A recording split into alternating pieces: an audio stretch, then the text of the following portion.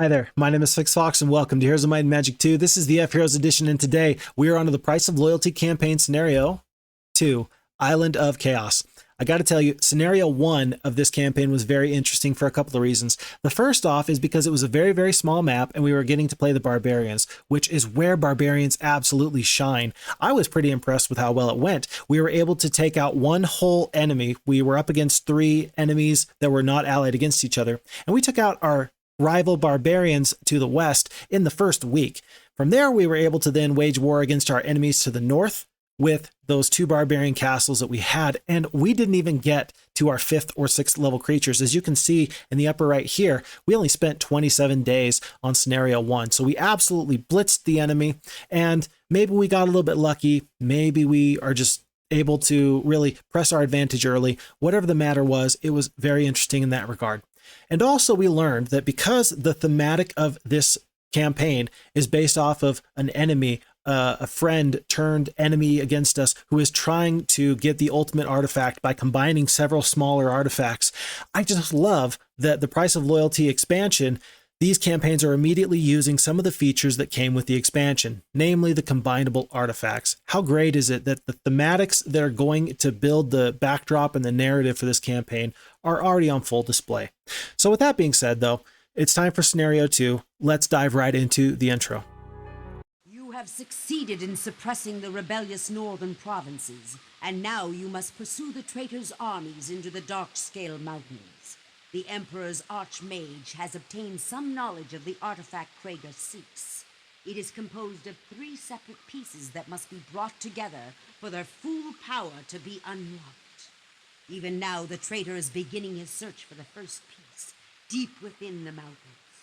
Uncover it before it falls into his hands. Without it, we will never be able to discover the location of the other pieces. Okay. So interesting. It sounds like we're going to be pursuing our enemy into the mountains. I don't know how thematically they're going to do that, but I'm interested to find out. This pretext reads, eliminate all opposition in this area. Then the first piece of the artifact will be yours. There is not a lot of information there. I don't know what the artifact is that I'm looking for. I don't know who I'm up against. There's not a lot of information here, so I don't really know what to prepare myself with. I do have my choice of artifacts or gold here. It looks like I can choose the White Pearl, which will be a +1 to spell power and a +1 to knowledge. I can pick the Ballista of quickness, which will give me 1 additional shot per combat round when attacking a castle. Or I can pick 2,000 gold. I'm going to let the dice roll decide what we choose here, as usual. The dice roll is a 5, so 5 is going to be for the 2,000 gold. Let's make sure we have that. Let's make sure that our difficulty is on hard, as always, and let's dive right into this. The first piece of the artifact now lies in the hands of the Unholy Order of Warlocks. You must annihilate them and their allies to the north. They will surely give us what we seek in exchange for their feeble lives. Okay, well, first and foremost, we're starting off as the Sorceress Town, and because of that, I'm going to need to change the border on my interface. It's currently set to evil. We need to set it to good. That is much better. I can't tell you why, but that feels like a very important change to me. We start off with Luna, the sorceress, who is level 1. She only has 13 sprites. She comes like every sorceress unit does. She's got the navigation, she's got the wisdom, 2 spell power, 3 knowledge, and in her spell book comes, view resources. We must already have that. We must have a mage guild is what it must be. Let's click on our main town and find out what we have here. There's the view resources already copied into her spell book. Stone Skin and Dispel Magic. Not a bad mage guild. I would have loved to see something like a magic arrow. Whenever I have a 1st or 2nd level of mage guild, the sooner I can get a high target single damage spell, the better. I don't need to have a AoE spell that'll do damage right off the bat. Rarely do you even get that. Usually you need to wait for, well, I guess you have to wait for the 3rd level of Mage Guild, but just having a damaging spell, especially early on, can be really good because the sorceresses have no attack skill, they have no defense skill, but they already start off with some spell power, and they are more inclined to get spell power than attack or defense. Any attacking spell can make up for the lack of troops and they can help the sorceresses get a nice fast start. Otherwise, we're going to have to rely on the rest of our troops. Looks like we do have our first and second level creatures available to us. We do have the sprites from the treehouse, and we have the dwarves from the cottage. And then we also have, I saw one other thing. Oh, looks like our crystal garden and our well. As far as what's going to help us out the most, I see a gold mine here. So right off the bat, I think we're going to try and attack some centaurs. The sprites will be useful for getting down the battlefield, but what will be the best creature to help push the fight? I do have 6 battle dwarves or 6 dwarves here. If I upgrade the cottage, will 6 battle dwarves really cut it? I don't think so. So I think we're going to make sure that we go for this archery range first. Or, hear me out, or we go for the level 2 mage guild. And for this reason, I think that generally if you don't have a damaging spell in the first level, you are more likely to get it in the second level. And I think that centaurs, lots of centaurs, I can just cast spells at them with 30 knowledge. I think I'm going to win the fight that way. Usually you don't see me do this, but I'm going to start off with this mage guild level 2 here. Hope I get a little bit lucky. I do. Lightning bolt and blind. We're probably not going to be blinding anybody this upcoming fight. It's just going to be lightning bolt after lightning bolt after lightning bolt. 4 lightning bolts will be 28 of our 30 spell points. And so otherwise, we're going to need to purchase the rest of our troops here. I'm just going to hit M to purchase all these troops, bring them on down, and then we're going to split off. Should I evenly split my stacks of sprites? I don't think so. I don't think so. I think we're going to leave it just like this, so that way these sprites can clog up the enemy shooters. We're going to get them jammed up. And then I think we're going to fight this fight and just lightning bolt them absolutely to death. One thing I'm going to do, I'm going to head out that way, but I'm going to see if I can get a second hero who is going to leave the town here and supply additional troops. And then maybe we can pick up these sprites here. View artifacts. We don't need to go back for that spell right now. 21. Can we reach? We cannot. I think I'm going to fight this fight anyway. I think I'm just going to take the 1,000 gold today and take the additional losses. Let's fight this fight. The computer thinks we're not going to have any problems. It's really not going to be a problem once we start throwing in some fantastic lightning bolts. Easy. I do believe that the centaurs are going to attack this sprite right here, by the way. That stack of sprites is probably where they're going to be. I guess because the sprites don't have any enemy retaliation, I might as well have been attacking these centaurs, but I didn't. I think the battle pretty much already won. We will lightning bolt the top stack, and then we will have our sprites attack the bottom stack. And then we take very, very few losses. 2, 3, 4, 5 sprites.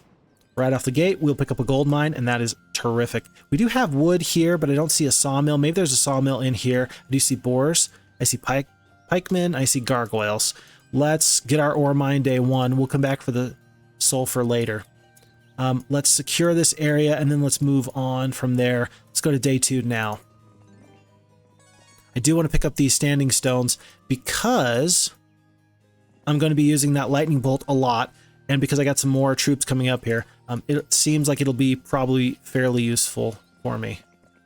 I'm guessing that if I stick Astra in this town, pick up an archery range, I'll be able to get these elves, and then I'm going to move them over to Luna. Do I need to wait in the town one more day? Will I be able to get my Stonehenge next turn? I will. So I'm actually going to leave Astra here in the town, and the next turn she's going to set off to go join up with Luna. Luna is going to pick up the standing stones. Pikemen or boars. I don't know which is better. I'm guessing the boars are just guarding a treasure chest and maybe an artifact right there. I can use Astra's view artifacts ability to see there is an artifact there. So the boars are guarding that. And that does help me. I don't know what artifact it is, but that makes a lot of sense. And because Astra's got view resources, I might as well use her. Oh, I better use this now. Looks like we're going to be heading north up this way, and maybe there's islands. And I don't know what's in the upper right corner, but it looks like that is absolutely a nice little patch. Rare that you see so many resources right next to each other, probably guarded by something big. A 4th or 5th or 6th level creature? Difficult to say, but that's my initial guess.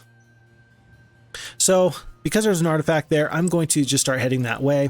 And Astra's going to scout out these pikemen and see if there's anything extra special over that way. I'm going to bring the dwarf over, and then I'm going to send over the rest of these sprites. I'm going to split off 1 stack of sprites for each. Astra's going to get this wood, and then she's going to just see, not fight the pikemen, but just step into them and see what's there. Glorious battle. Let's fight this fight all the same. Ooh, I did make a mistake. I do not like having my Grand Elves in the very center of the battlefield. That just feels gross. Feels absolutely gross to me, and I don't like it. I'm going to save the lightning bolt and the blind. I don't think I'm going to need it, first of all. And second of all, I think that I'm going to really need it at a later fight. So for now, we will wait. Let's take out... These dwarves are not going to be able to get there anytime soon. I think I'm going to have a sprite here, and that's going to protect my Grand Elves. So let's take out the biggest stack of boars. Oh, well, there you go. Grand Elves only damaged 1. And otherwise, we're just going to be losing sprites in stacks of 1. Who's got the most hit points? 15, 15, and 15. I guess it doesn't really matter. And the dwarves will take out this last stack. Again, we're just making sure that we don't lose anything too bad. We're going to take the logistics, the experience there early on, especially because we had the extra gold. I don't think there's any better choice we could have made. I think isn't that great how I made a plan where I had Astra in the town? They were going to pick up the druids and then send them on my way, and I completely forgot. Oh, come on, FixFox. An icicle withstanding the full heat of the noonday sun attracts your attention. Intrigued, you break it off and find that it does not melt in your hand. So if I get any ice or cold spells, they will do 50% more damage to enemy troops. That'll be a frost ring. That will be a frost ray, ice ray. Oh boy, I'm struggling today. But so far so good. And I think because of where I'm at, I'm going to take out these gargoyles. And once I do, I think that I'll be able to then come on back, get everything here, and then I'll be able to send Astra up north. Am I able to get a shipyard? I'm not able to get a shipyard. Otherwise, I would be getting a shipyard right now. I think that that would be the best thing I could do for myself. Let's pick up the statue now instead. No other major purchases I can get. And then by the time that Luna attacks these gargoyles, we'll do the split. This feels like a little bit of a slower start, and somebody asked me, well, FixFox, how do you decide what's a slow start and what's a fast start? And I wish I could tell you, I wish I could quantify it for you. I'm just going by feel here. And it feels like a slow start, probably because I'm not exploring the map very quickly. It feels like a slow start because I'm not getting my upper level troops as fast as I would like. It just feels like a slow start. That, by the way, it was a pretty tough first round of combat. All of those gargoyles did an absolute wallop onto my sprites there. I'm a little bit point of interest for anyone that's interested. That is actually a major difference between the AI for Heroes 2, the base version, and the FHeroes version. So what you saw there was the AI prioritized my strongest stack of creatures. They prioritized the sprites, which was absolutely the correct move, in my opinion. What you would usually see from the original FHeroes version would have been something closer to something like attacking shooters first and then worrying about some other troops. And there used to be a time where you could actually use that against the AI. You knew that was going to happen, so you could split off one easy archer into smaller stacks, knowing that a horde of black dragons would attack them first, and that would give your other troops a chance to breathe and not have to worry about getting absolutely turned into a flambe. The same thing I'm doing with my sprites here, where I split them off into one stack. You would do that just with archers, and because the AI would prioritize shooters, you were able to cheese those fights, for better or for worse. absolutely for better or for worse. When we fight this fight, we currently have 6 spell power. We are going to have 7 spell power next turn. And so that'll be, with the extra spell power, that'll be 1 additional. That'll be 1 lightning bolt I can use against these pikemen. I don't think I'm going to have any problems with them, though. We're going to push on. I am noticing that there's some gems right here, and I'm going to need gems pretty quickly. So it makes a lot of sense. Makes a ton of sense to get my gems so I can get my fenced meadow. Then I'll just need to start working on finding mercury. But otherwise, I am starting to accrue my ore at a steady pace. Not too bad. Not too bad. I will pick up the marketplace right now. And actually, I probably could have waited on the marketplace. Reason being is because when Luna comes back, she's going to stay a night at the Mage Guild. And she'll do that just so she can recoup all of her spell points.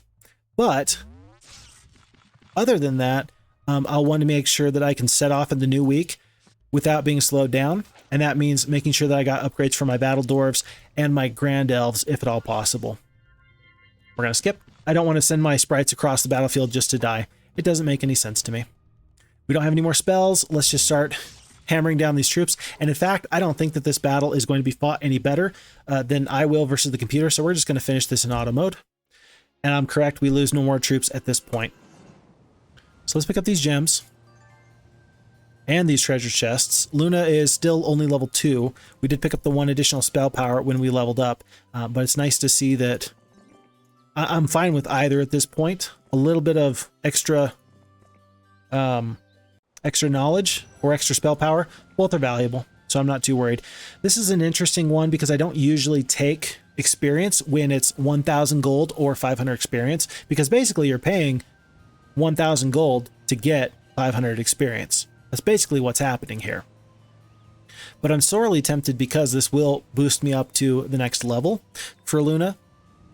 And if it's knowledge and I'm going to be staying in the Mage Guild overnight to replenish my spell points, I'd sure like to have an additional 10 spell points to spend in the future.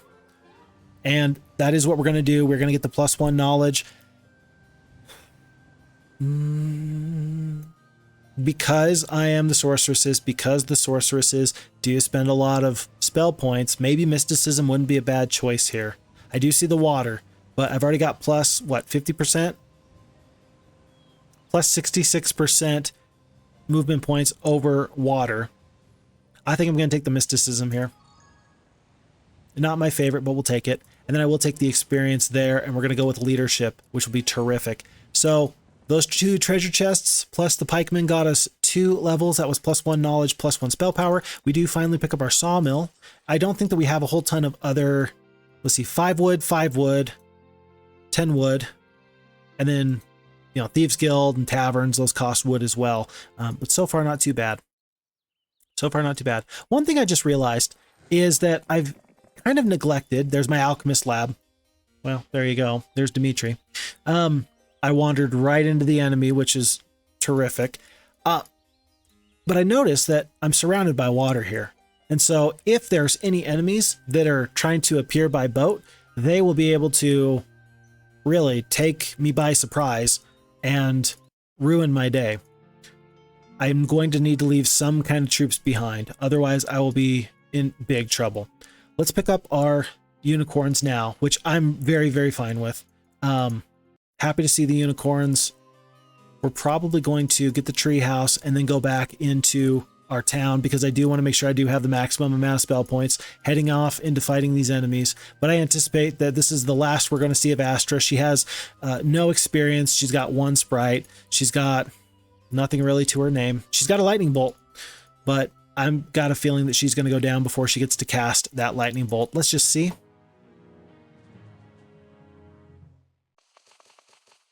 Nope, she's going to get to lightning bolt and then run away quite cheekily. We have 50 damage here. Do we want to kill 5 orcs? Do we want to kill all their goblins? All their peasants?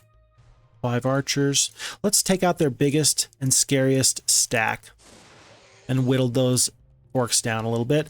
And then we will run just because Astra's been a good hero for us. Just as a courtesy to her. All right, let's pick up those few sprites. It's not many, but it's a few. The view artifacts, we'll take it. Oh, and we will get the opportunity to get Astra back. So we're going to need another hero anyway. We might as well take her.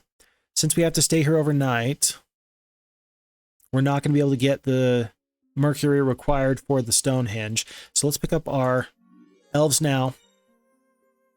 We'll upgrade them. And then we'll pick up our dwarves next turn as we're heading out. I'm clicking here. I'm hitting U for upgrade, enter. And then I'm going to hit M to purchase all. And I do have enough gold to purchase everyone. And even if it drops me below, which it does, and I don't have enough to purchase a new hero this turn, that's fine. I'm going to leave a couple of sprites and a couple of battle dwarves on the table. That's okay. We will pick them up later. We do have this gold mine. So far, think about that. We got that on turn 1. We've had an additional 9,000 gold so far. Without this gold mine, we would have no army pressing forward. That is a huge bonus for us. Huge bonus for us because we're getting 2,000 gold a day instead of just the 1,000. Let's pick up our temple here. And anywhere we go, this observation tower is going to just light us up. The enemy is going to know exactly where we're at. So we're going to have to just plan on no amount of stealth. This is all a full frontal attack. So we've seen one red enemy and we've seen one yellow warlock, one red knight and one yellow warlock. I don't know if that's the factions that we are up against, but that is interesting. I do think that we're going to want to take these griffins for 2 reasons. Number 1, the Mercury is going to be excellent in helping us get our red tower as soon as possible. Maybe if we can find a little bit more ore just in the darkness here, we may be able to get the red tower before this week is over. Maybe we might have to trade in the marketplace to get it, and I'm a little hesitant to do that, but it's possible. But it's only possible because we can take these griffins without too much of a fight and then pick up this Mercury. And even if we were going to take some losses from those griffins, I still would have done that fight because this lightning rod is excellent. Remember that we do have lightning as our primary damaging spell. If that lightning rod can give us an additional 50% on top of that, that will be excellent. Do I need to pick up another hero right now? I don't think I do. I really don't think I do. I'm going to actually wait on Astra. And I just realized we did not get a lot of Mercury from those 2 pots. Oh my goodness, I thought we would get, 4 each, and we didn't. We got like 2 or 3 each. Wow, that was not very good. But it's plenty to get our upgraded druids, so we'll take what we can get. While waiting out a storm, a lightning bolt strikes a nearby cottage's lightning rod, which melts and falls to the ground. The tip of the rod, however, survives intact and makes your hair stand on end when you touch it. Plus 50% damage to enemy troops via lightning spells. Let's get the sawmill. And I really got to get this observation tower. If I don't, I'm going to be flying blind here because I'm definitely not going to be able to get the red tower. Let's get Astra now. We'll have her upgrade her dwarves. And then I am actually going to send her out now. If worst comes to worst, I'll have her go back into my town and try and defend it. But just in case we do have someone land via sea, let's spend a little bit of our ore on a left turret. Maybe a right turret, maybe a moat. I don't want to lose this initial town. Let's get the observation tower before we get the alchemist lab. Looks like we do have a knight town not too far. So there was red. Red's got 2 towns. Looks like 3 heroes so far. Lots of goblins, lots of archers. Pack of ogre lords, few war trolls. Pack of orcs. We took down some of those. And then Aerie is here, and he is maybe the warlock we had seen, and he only has centaurs. I don't know what to make of that, but I guess what I can say is that it looks like red and yellow are allied against me. So very good to know on that front, and I am happy to know that. It's day 6. I am a little under the gun. I don't know. It looks like, okay, here's what it looks like. We're going to take this barbarian town. If you see the little number by my sword, it says it's going to take me 3 turns, and so I should get there before the end of day 1. And that will be worth my time. That will absolutely be worth my time. Wow. It's going to be the closest thing I've ever seen, but but somehow we can get there in 2 turns. Amazing. Absolutely amazing. Because we're almost to a new week, and because I know from this observation tower that there's not much else a second hero is going to be able to do for me right now, we're actually going to send Astra back home. We're going to make sure that there's no problems, and we're just going to keep her at home, just keep her in waiting. We may, once we take another town up here, purchase another hero as needed up there. But for now, Astra is going to ferry troops once the new week comes around.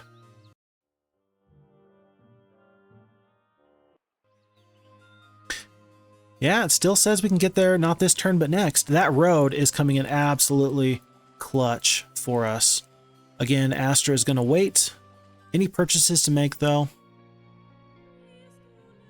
I will pick up the moat because it's just gold. And then sprites growth +5. I'm happy for that. Point of interest. For these tree houses, when it is week of the sprite and we get +5 sprites, does that mean that the tree house also has additional sprites? I'm not sure. Let's find out. We go from 10 to 14. The answer is no. I feel like thematically it should, but I'm not the one calling the shots here. Okay. And I know this is going to be a tough fight. I'm not thinking this is an easy fight by any means, but off the strength of 6 unicorns, off the strength of my 40 spell points worth of lightning bolts, and I do have some shooters, I do feel fairly confident in this fight. I do feel fairly confident, and most importantly, if I don't get this early start now, then I'm going to have to fight 1 additional week's worth of troops out of this barbarian town, and that's really the thing that I can't afford. It's risky now, but it'll be worse later. With that being said, let's fight this fight. It says we're going to lose. Yeah, but I think we can do a little bit better than the computer. Okay. Very important. This is where having that ballista of quickness would have been terrific, because as you notice, that ballista shot didn't actually destroy any section of the wall. That's a problem. Especially because they've got the main town defenses, and they got the left turret and the right turret, and they do have this town fairly well upgraded, so that's a little bit of a concern in that regard as well. Now, this knight, Dimitri, he does have 2 attack, 2 defense. Thankfully, he's fairly low on those additional stats, but he does have blood morale, and that cannot be overstated. These orcs are going to be our primary concern. We are going to immediately lightning bolt them. The choice is blind or lightning bolt, but if I blind them and then he dispels or cures them, then I've completely wasted that spell. And plus, every dead orc is 1 less orc I have to worry about later. There's 15 of them, and that makes me feel a lot better about this fight immediately. When people talk about the sorceress faction being fairly bad, especially when you're playing against other players with that, doing hot seat or online or something like that, it's because really they don't get a lot of attack and defense growth stat, in my opinion. Their troops are weaker. They're meant for this fast combat, and they have the fast start because of the linear nature of the spells. Because you really put a lot of points into your spell power and your knowledge, you're able to fight some of these earlier fights that like a knight faction would not be able to, because they just don't have a lightning bolt that will do 150 points of damage. Granted, I have the lightning rod, but you know what I'm saying. All the same, this is a fight I can take because I'm the sorceress faction, and I don't think I'd have as good of a time with another faction. With that being said, let's take out these orcs. Little interesting that the AI there, these turrets, are focusing on the unicorns. I mentioned earlier that the AI will focus on the strongest stack before it will focus on shooters. But even the AI from the turrets being just a little bit different there is fairly surprising. The ogres are not going to be able to reach these sprites if I go in here. I need to take out these goblins at some point anyway. This will also jam up those orcs. I think that that's a fair trade. Let's not worry about those 5 orcs at this time. Let's work on these wolves, because I got a feeling that these wolves are going to sally forth and try and cause some damage here. I don't want them to do that, not one bit. And then we're going to start working on the stack of ogres. Whatever I can do to mitigate damage, I'll do. Ooh, interesting. Because there's this hole in the wall, apparently I can shoot right through the wall and I can do full damage to these archers. I might as well take out 1 full stack of archers if at all possible. Looks like I cannot, but it was a worthy attempt. Now, do I push into this gap here? 1, 2, 1, 2. These ogres are not going to be able to meet me at the choke point, so I will push in. I'm I'm not going to waste the time on that archer. Let me work on these goblins for now. The thought process there being, let's take out one full stack of creatures wherever possible. I can kill 1 to 3, and so that's what I'm going to do. But I was also debating on whether or not I should take out this one full stack of archers. But because I can maybe kill 3, that's worth a shot. That seems very worthwhile. And ultimately, I still completed my goal, which was to take out one whole group of creatures. Oh, that was a misclick. Lightning bolt on the ogres. Yeah, and that killed 4. I'm going to take some damage here because of the moat, because the moat reduces the defense of any creature in there by -3, and the unicorns are a 2-hex creature. Their butt end is going to be in the moat. Point of interest, I think that I'm right here by saying the 2-hex creature, if any part of you is in the moat, you're sunk. But it would be interesting to say, well, the ogres are attacking the part of me that's not in the moat, so I shouldn't have the defense penalty. It sounds good. I don't think it works like that. I'm just going to be able to do too much damage to these ogres, so I'm going to take them out, and then the sprites are going to end this last stack. And that should be the last round of damage I should take from the enemy. We're not going to waste time. We are going to lightning bolt them to death right here. And we turned a loss into a victory, again, based off the strength of our spells. 3 of those losses were 3 unicorns. That's going to be pretty tough to deal with. This is interesting. Pathfinding might be useful later. Archery is for sure going to be useful now. I'm going to take the skill that will for sure be useful now, even though pathfinding in the long run might be even better. I wish I knew for sure, but for now, that's what we're going to do. Unfortunately, I can't get into this town tonight. I literally used all my movement points just to get to here. Picking up logistics early, that 10%, maybe gave us the foothold that we need in this game to actually give ourselves a chance. Our new town, though, is it worth visiting? There is no mage guild in here, and I don't think I would have built the mage guild otherwise. Maybe I should build the mage guild all the same. It's just wood and ore.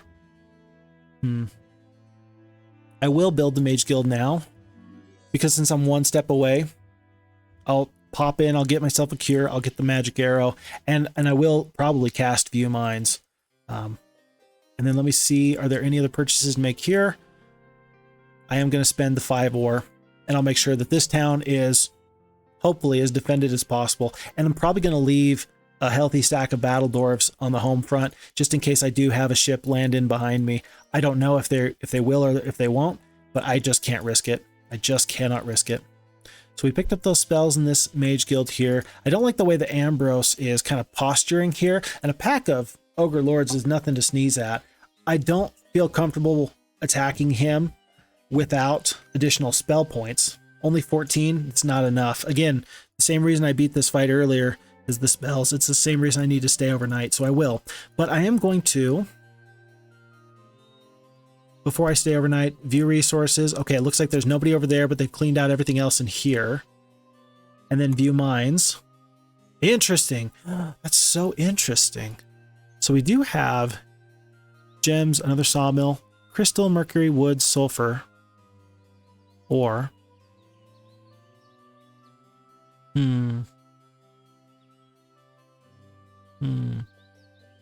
There's only one sulfur mine on this map, and it's right there. And there's only one gem mine, and it's right there. Very, very interesting. It may be that there's only this much land mass, and then elsewhere there's just a whole lot more to deal with. Now, one thing that I had a question about that I'm going to check right now, I've now cast those spells with Luna. If I hit V for view map, no, it does not. I wondered if after casting the spells, if by viewing the world, I would be able to see the overlay of both of those spells that we just cast, the view mines and the view resources. But unfortunately, it looks like the answer is no. I just realized, hopefully by casting those 2 spells, I'm not in trouble. If Ambrose is coming to get me right now, then I only have 1 lightning bolt because I just used 2 spell points. Whoops, my bad. Let's purchase the unicorns. We're going to wait on the druids. We're going to get the grand elves. We're going to get the sprites. We're going to get the unicorns. But we're going to wait on the druids, because we're going to want to get them upgraded first of all. And second of all, if I do have somebody drop in right behind me, druids and battle dwarves should be able to handle that fight. Otherwise, let's try and resupply.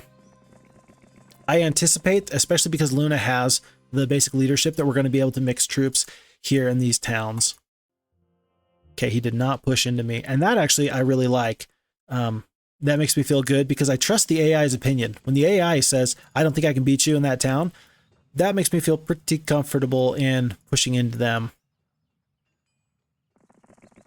It's going to take too many turns to get here, but if we can get this night town before the end of this week, I think that we're going to be feeling pretty good about ourselves. Let's fight this fight. It says we lose. I'm not saying they're right. I'm not saying they're wrong, but unless they have some pretty good spells, I think that we're going to have a chance here. Which is more important, 3 trolls or 33 archers? Definitely the 33 archers. So let's whittle that stack down as soon as we possibly can. 3 attack, 3 defense. All the defense in the world is not going to help against the linear damage you're going to get from spells, though. Just saying. The wolves kind of did a preparatory step there. I'm going to do a preparatory step as well. 1, 2, 3, 4, 5. I'll go right here. And so next turn, I'll be able to reach the trolls. They're going to have to respond to me somehow. I'm not going to bother with the trolls because they're going to regenerate if I allow them to. 1, 2, 3, 4. If I go right here, the ogre lords are not going to get to me.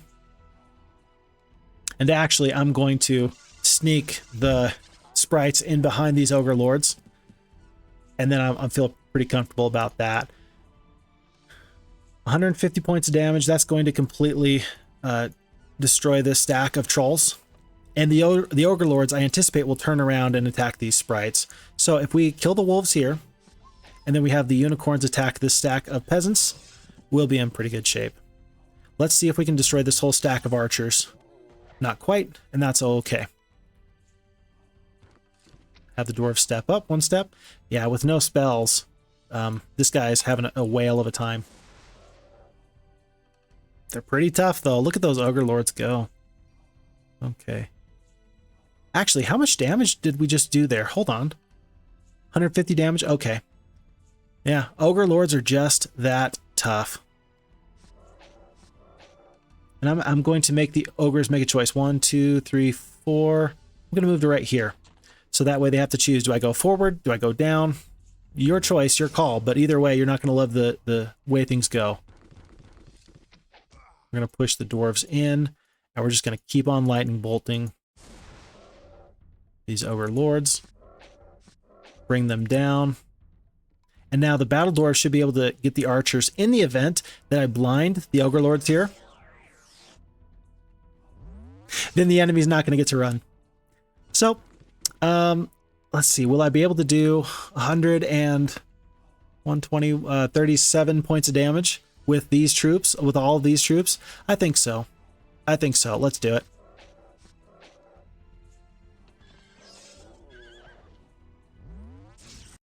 Okay. And so we turned another loss into a glorious victory. 16 sprites, not bad. It did cost us pretty much all of our spell points, but we will take it. On the offhand that we run into some rough terrain, I'm going to take the pathfinding. The estates, we already have a gold mine extra. I don't think that money is our problem. This is more of insurance for later. We're going to path this way so that Astra can have a chance to catch up to Luna very quickly. I do want to pick up another hero, though, and it might as well be Sabu. I already am a big fan of Sabu anyway. We're going to pick up only goblins and wolves, because the other troops I can upgrade later, but I want him to get this watchtower. And I want him to just push out a little bit. Because he can take out Aerie. I think he can take out Aerie. And so I want him to be that secondary hero that's going to get knocked over by anybody of significance, but they're going to have to respond with more than just one minor hero to really hurt me. Any purchases to make here? I probably should have gotten the stick hut before we left.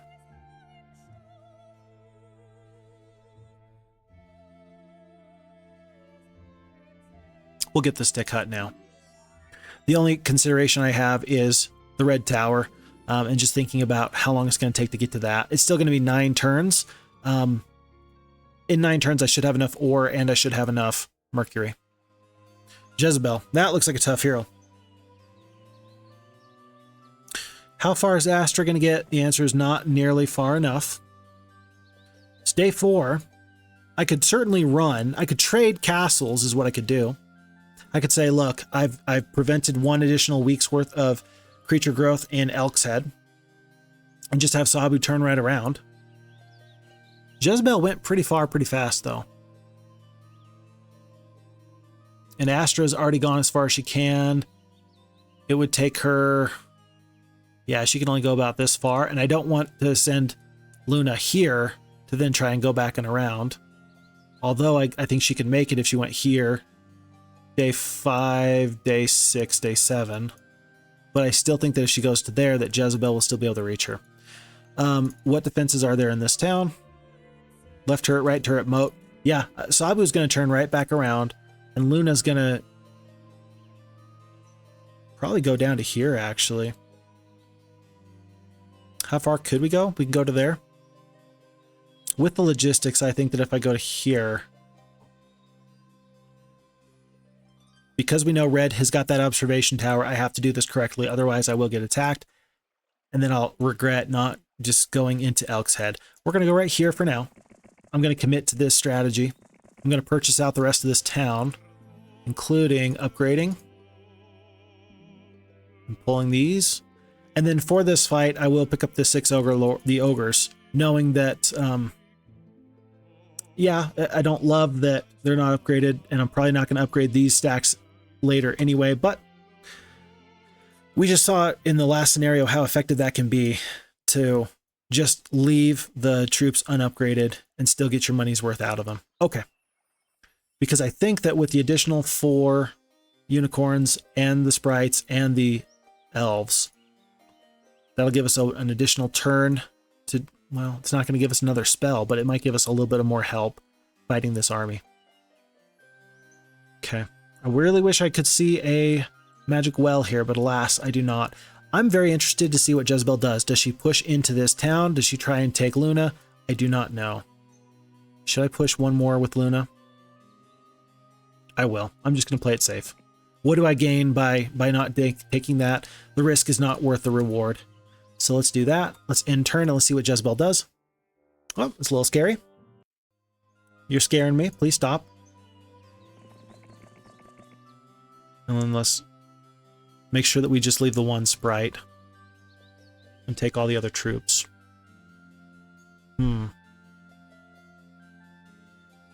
So we're going to have 2 lightning bolts. And then with the 2 spell power, there's nothing else we can cast. I think we still fight this fight, though. The big problem is going to be all of those. No, this is too big of an army. Stop. Listen. Several war trolls is probably going to be like 7 war trolls. Okay. Several there. Several ogre lords is probably going to be maybe up to 10. But the horde of goblins, that's not going to be nothing. Lots of orc chieftains. So you're going to have 2 lightning bolts, and you're going to have 2 shooters that you're going to need to prioritize. And then you're still going to have to deal with ogre lords and goblins and wolves. This is not a small army.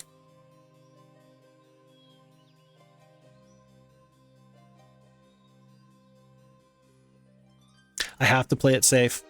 What I'm going to do is I'm going to throw Astra to the wolves. Absolutely throw Astra to the wolves. And then we're going to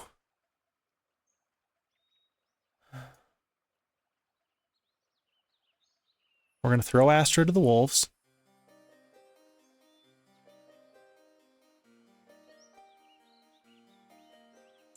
And if I can maintain this town, this foray into the enemy's territory will still have been a huge win.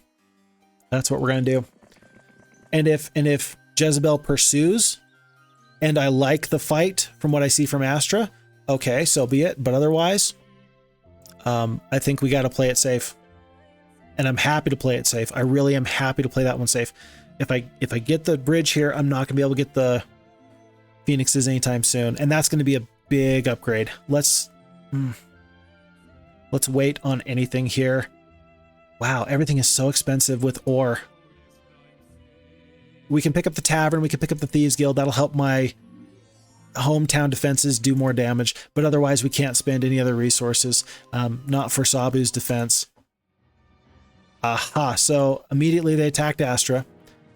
Okay, so I was wrong about the trolls. I was a little under on the trolls. The Ogre Lords are not nearly as big of a stack. The 34 Orc Chieftains are definitely not nothing. And when I see a horde of goblins can be 51 to 100. That's what a horde of goblins can be. That is not the case. That is fine. This is a fight that we can actually win. So if Jezebel pushes in, we will fight them.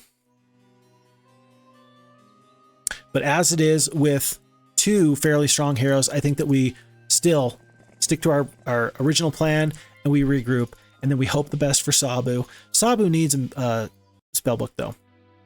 He needs to spend the little bit there. Increase the morale by 2 in combat. Yeah, I just can't spend the resources. Okay. Very interesting map so far. And I'd love to be aggressive. I would love to be aggressive, but I feel like I already have been fairly aggressive. I do. So let's see what the enemy does here. Yeah, and if I just hold on to that town, I'll still have met my goals. And we're going to come back. We're going to come roaring back with a huge army here in a second. I'm going to completely buy out this town. I know that we talked about our concerns about enemies from the sea. I understand that. But we're going to just need to purchase out this town. So let's actually start by making sure that we have the upgraded druids, and then we're going to purchase shooters first. And then we're going to purchase our best troop, and then we're going to get the sprites, and then we will pick up whatever dwarves we can. It's not a lot, but this is still a pretty good army. And now we head back. We don't wait. No, we need to wait for the spells overnight anyway, so we are going to wait overnight. And then we're going to pick up the rest of the dwarves. Not too bad, especially because nobody's threatening the Barbarian town. I am just fine with that. We get all of our spells. Sabu is safe at the moment. This is just fine. This is just fine. And this is the trickiness that I'm really happy to see. I feel like the Archibald and the Roland campaigns had their own bits of trickiness, but this feels like overwhelming odds in the best way possible. I don't know how else to describe it, but I'm not sad at all with having to make these tough decisions. No, by now we had already completed the first scenario.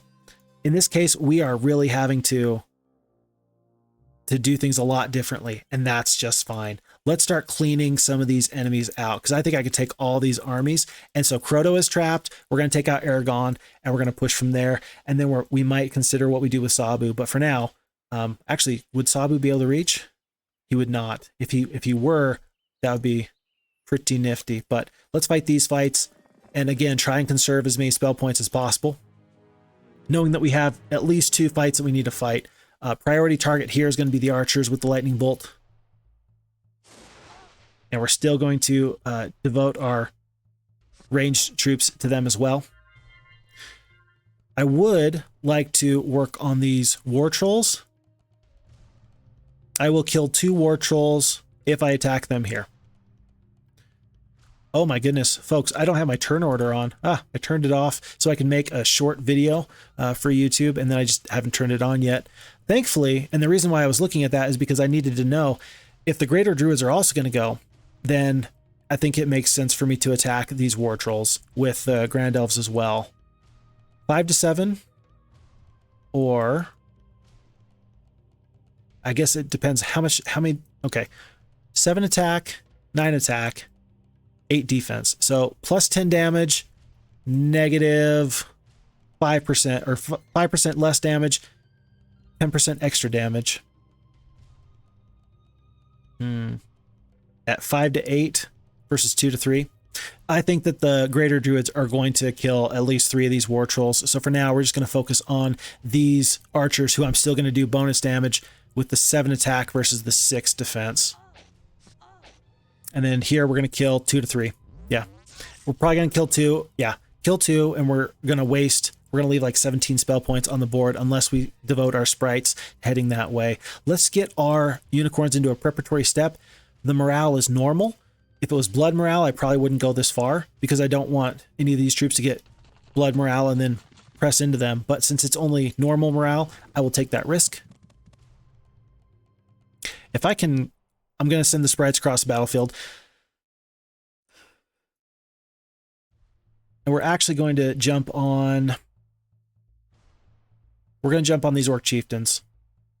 19 of them can do a whole bunch of damage, and they haven't gone yet this round of combat. So let's jam up those shooters there. And then let's plan out our next lightning bolt. If we can help out the unicorns, that would probably be our best bet at this point. So let's take out 10 of these pikemen. Let's work on... This will kill 2 war trolls. It says 1 will perish, but remember the elves have a double shot. So should I take out the rest of this stack? Should I help work here, or should I work on these trolls? I think I'm going to take out 2 war trolls, 1 and 2. And then let's work on... Wow. 1, 2, 3, 4. 1, 2, 3, 4, 5. So the Ogre Lords, so long as the unicorns attack these pikemen, the Ogre Lords are going to get a shot off. 1 to 2. Let's plan on the unicorns still dealing with these pikemen and just trying to cover a little bit for the unicorns. We did kill 2 of those Ogre Lords, which was great. Just fine with that. Now, here's an interesting point, and I'm not sure about. Oh, I guess I can maybe block off the Ogre Lords. Are the Ogre Lords going to choose to attack the Battle Dwarves or the Sprites? I don't know. But a little bit of an interesting point. And they go straight for the unicorns. That's fair. That's fair. Okay. And so no more Orc Chieftains. The 12 archers are still doing some damage. We will lightning bolt. Should I do one more lightning bolt? This battle is won, and I do have one more fight to fight. If I do use one more lightning bolt, I will only have 2 lightning bolts for the next fight. And again, because this battle is already won, let's just work on killing single stacks.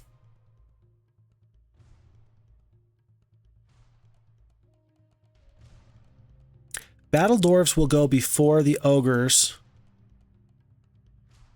The sprites are going to go last, but this is 13. I'm just trying to think about how do I make sure the enemy doesn't run here. I don't think I can keep the enemy from running. I just don't think it's possible at this point. So let's hope that the Battle Dwarves are going to be able to kill these Ogre Lords. I don't think that they'll be able to, but the pikemen are going to go before the Ogre Lords. Let's at least give ourselves a chance. It looks like the enemy doesn't care if they lose this hero or not.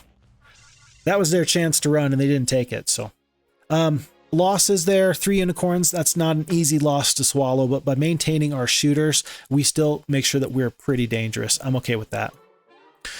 The advanced mysticism or the luck. Tell you what, these spell points are starting to be pretty important. Let's go with the mysticism. Every extra spell we can crank out is probably going to be valuable to us. I do not want Sabu to come out of the gates yet. We are going to allow him to purchase all the troops he can. Everything except for the ogres, because I am going to want to get those ogres upgraded if at all possible. And I know I can. Do I spend the... I do spend the gold now. Well, mostly it was the ore was the big concern. But I do that now. Do I upgrade the ogres? 6 or 6? Tell you what, we're just going to leave. We're going to upgrade them. We got time. We got time before 7 more turns when we will get enough mercury to get the red tower. Okay.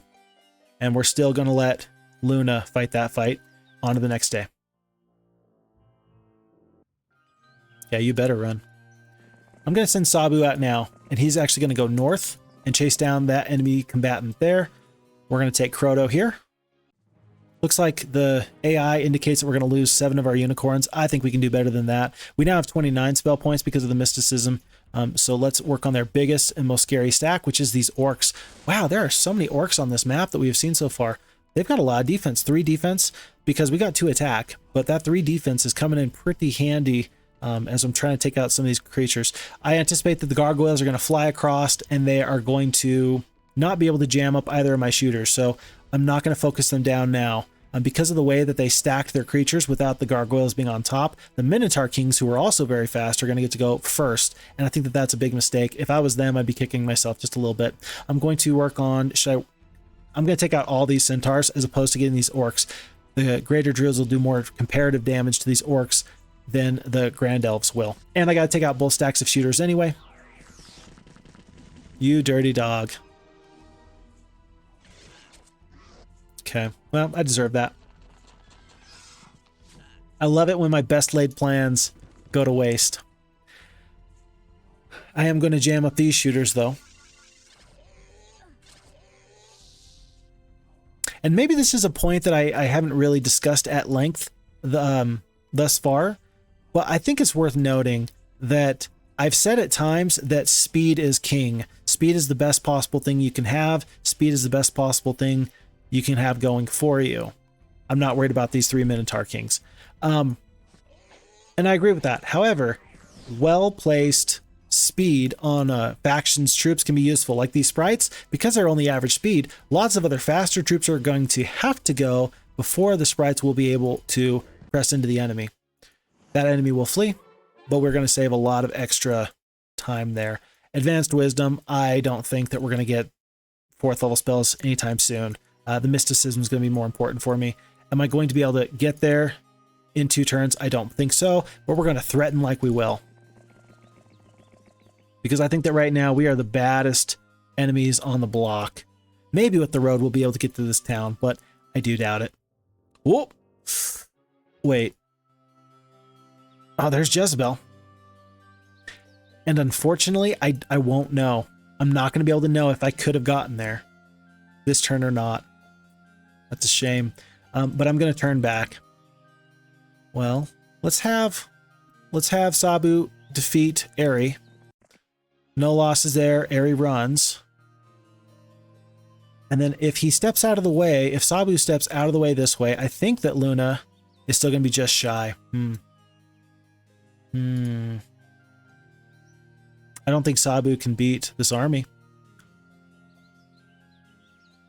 And Luna is just too far away. I do have troops I can purchase in this town, so Jezebel can't just take my town.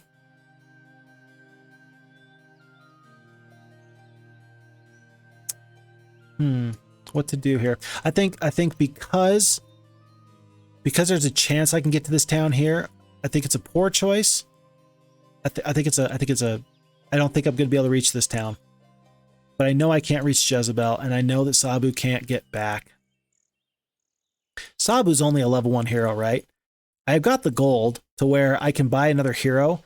I can have Sabu go to here, that hero can go out, and we can just play it safe that way. And because I know I can play it safe, because I have the resources to be able to do that, because that gold mine has been huge for me, I'm going to do that. And now I'm going to take this castle. I don't think the Zam is going to step out, and so his army is going to be a lot of archers, tons of swordsmen, tons of veteran pikemen, but he's also going to have only skeletons and peasants to support. I think that we can fight that fight and we can win. We're going to do what I just said with Sabu. We're going to buy another hero, and actually we're going to buy... We have a damaging spell and a cure. Do we go 3 spell power, 2 knowledge, or do we go 2 and 2 with the 1 defense? Basic and scouting. I'm going to take Alamar, but only because he's going to be better with the advanced scouting afterwards.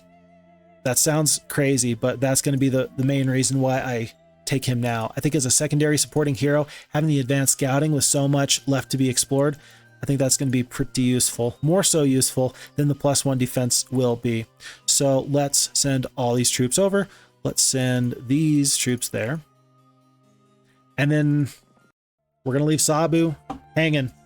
He is thrown to the wolves. And do I feel bad? Absolutely. Do I think there's anything else I could have done there? Nothing I can think of, anyway. And we are going to... Do we split the orcs or do we split the ogre lords? Against this army? I think that we actually split the ogre lords. And we keep the wolves in the very center so they can potentially go to the drawbridge or not. Okay. I don't think that Jezebel is going to attack, but if they do, we're playing like they will. We only have 100 gold left in our treasury. We are never going to get this darn red tower. We're going to get this turn, though. We're going to save all of our gold from here on out, and that's what we're going to do. Let's end turn now. We're going to lose Sabu. Let's see, though, if there's any additional troops they've picked up. Before, they had only 51 goblins. Now they have 94, and their stack of wolves has grown significantly. So it's not inconsequential. And I'm actually going to... Gargoyles should go next, but they're going to get taken down by all these shooting troops. Let's just jam up the trolls. And then we can shoot the goblins. We're going to lose Sabu anyway. Might as well take some troops down with us. And that was correct. It looks like they did pick up a few more of those rangers and a few more of those pikemen. A horde of rangers, so it's more than 50. Let's see what this is. Okay, so without spells, we're going to lose this fight. Wow. 78, 81 rangers. 81 rangers. And not to mention, nearly 40 veteran pikemen. This is pretty scary. And Zam does have some decent stats here. 2 spell power, 2 knowledge, 1 attack, 1 defense. We're going to win. We're going to win. But I am not feeling hunky-dory about this at all. Thankfully, we did pick up archery earlier, and so notice that now we can shoot over these walls without that 50% penalty. We are going to take every little bit of good morale we can get. And let's just focus down these rangers as soon as possible. If these rangers disappear, then I believe the enemy is going to sally forth to take out our shooters. They do have the left turret, the right turret, and it looks like they've got a fairly well upgraded town at this point. Let's move the battle dwarves into a position where we're going to be able to respond when they do come on out. The swordsmen are going to go next. I don't want to simply lose my sprites for nothing. I think I'm going to, rather than get some damage off, especially because the rangers have already gone, we're just going to wait. I could kill all these peasants, but let's see, 1, 2, 3, 4. Either way, the swordsmen are going to go. Let's save the sprites for another day. Live today, fight tomorrow. One more lightning bolt to the rangers. And then it may, we're still going to focus down these rangers with what we have left, but our next lightning bolt is probably going to go on these master swordsmen and then on the veteran pikemen. Kill all 7. That's what? 62 hit points worth of rangers. It's a little bit of a waste, but not a ton. There's the haste. Ah, okay. I'm just fine with that. We need to fight hand-to-hand at some point anyway. That stack of dwarves can take care of themselves. Because the swordsmen are stuck in the moat, they have reduced defense. We are going to keep them there as long as we can. And then I know that these pikemen are going to come out, and they're going to come out guns blazing. Let's send the unicorns back a step, actually. The speed has been restored. That is excellent.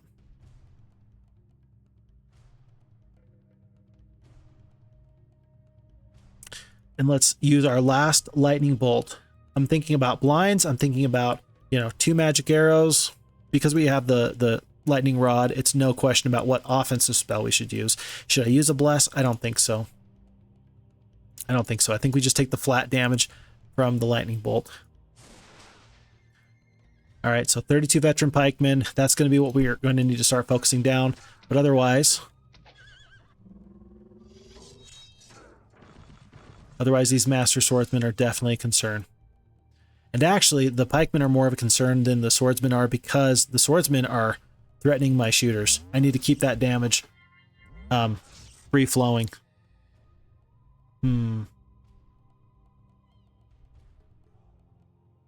Whether I defend or whether I attack, it won't make any difference. The veteran pikemen will either go here or they'll go here.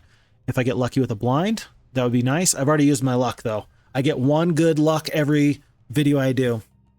I've already used my good luck here. I'm going to lose on the retaliation. Am I going to lose 100 points of damage worth of hit points? I think I will, but I'm still going to do this anyway. It was close.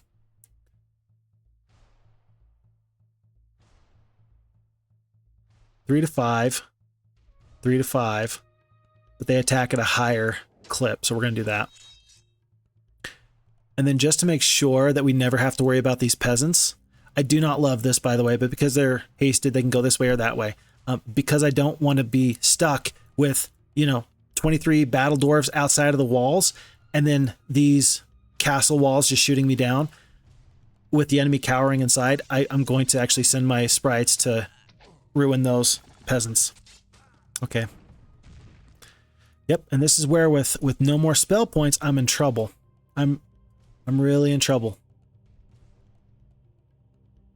I'm in big trouble, folks. Work on these stacks of skeletons.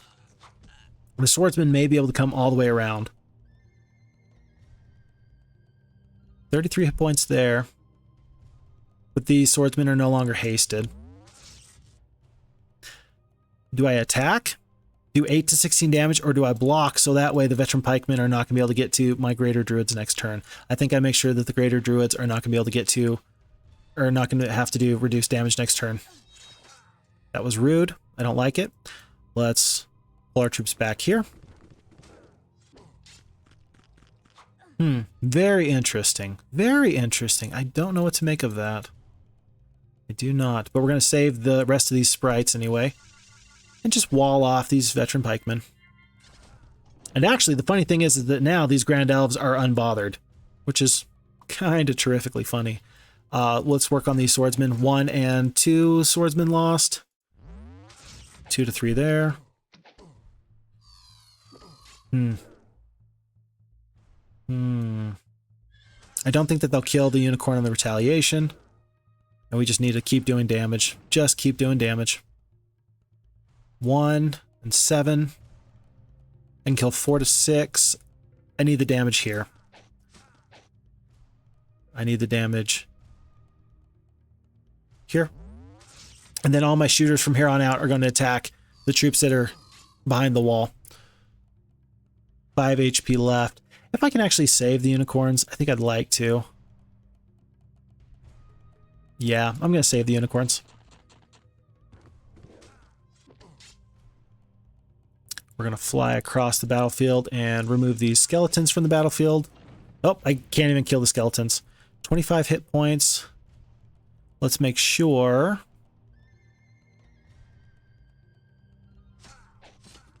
We kill them there. And it's not going to matter at this point whether I'm not going to be able to get this last skeleton. I really needed to do 2 more hit points of damage with those sprites to avoid 1 more round of shots from the ballista. So unfortunately, I'm going to lose an additional 1, 2, 3 greater druids than I otherwise would have. Okay, but that's that fight. We get tons of experience, and maybe Zam has some decent artifacts. Looks like the answer is no to that, though. Really not being able to get there before he was able to resupply was pretty rough there. We did pick up additional knowledge, so we're going to have 10 lightning bolts. And a couple of slows is not bad. But we are absolutely destroyed as far as our offensive capabilities at this point. Luna is not going to be able to take Jezebel. She could take Jezebel with Alamar's army, but because Jezebel's in the middle, I don't think I'm going to be able to meet up and then have Jezebel go, or have Luna go out. Either way, Luna needs to stay overnight in the Mage Guild. But I think what I'm going to do is I'm going to pick up this. Can I pick up the fort and get back? I'm going to move to here. And the reason is I'm going to want to pick up 1 new hero. And I'm going to pick up Vesper because he's got the scouting. I'm going to send him along the road as far as possible. I don't know what else is out here. I have no idea. But all the information I can get right now is going to be the best I can do. I don't think I can get there and get back.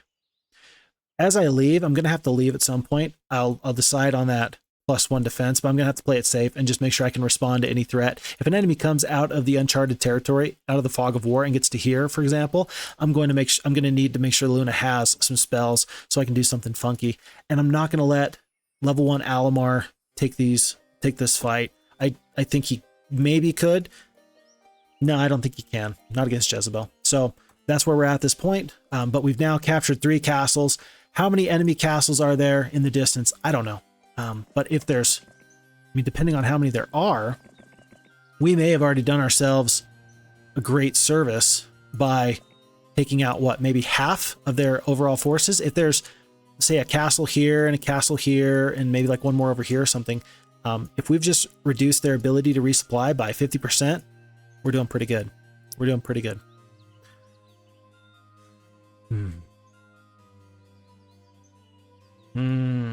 What troops does this town have? Not many. Not many. Nothing left to purchase anyway, and I don't think I want to build it up. I don't think that getting the cavalries and then the champions are just going to be worth the 40 wood that's going to take. So we're not going to do that. Let's pick up the +1 defense and then head back in, though. And then let's just see what Jezebel does. And if Jezebel goes this way this turn, I may have Alamar follow behind her, and then maybe we can meet up right here on the road. We will see. Yep, let's see. Aha. Aha. Wow, they're going to resupply so quickly. My hope is that these 2 heroes are going to chase Vesper, which is quite possible. Quite possible. And then we'll go from there. Let's see what they do. Let's see what they do. At this point, we're going to stay put.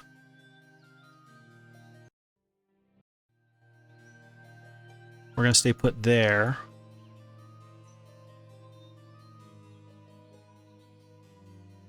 Phineas has less of an army than Jezebel does.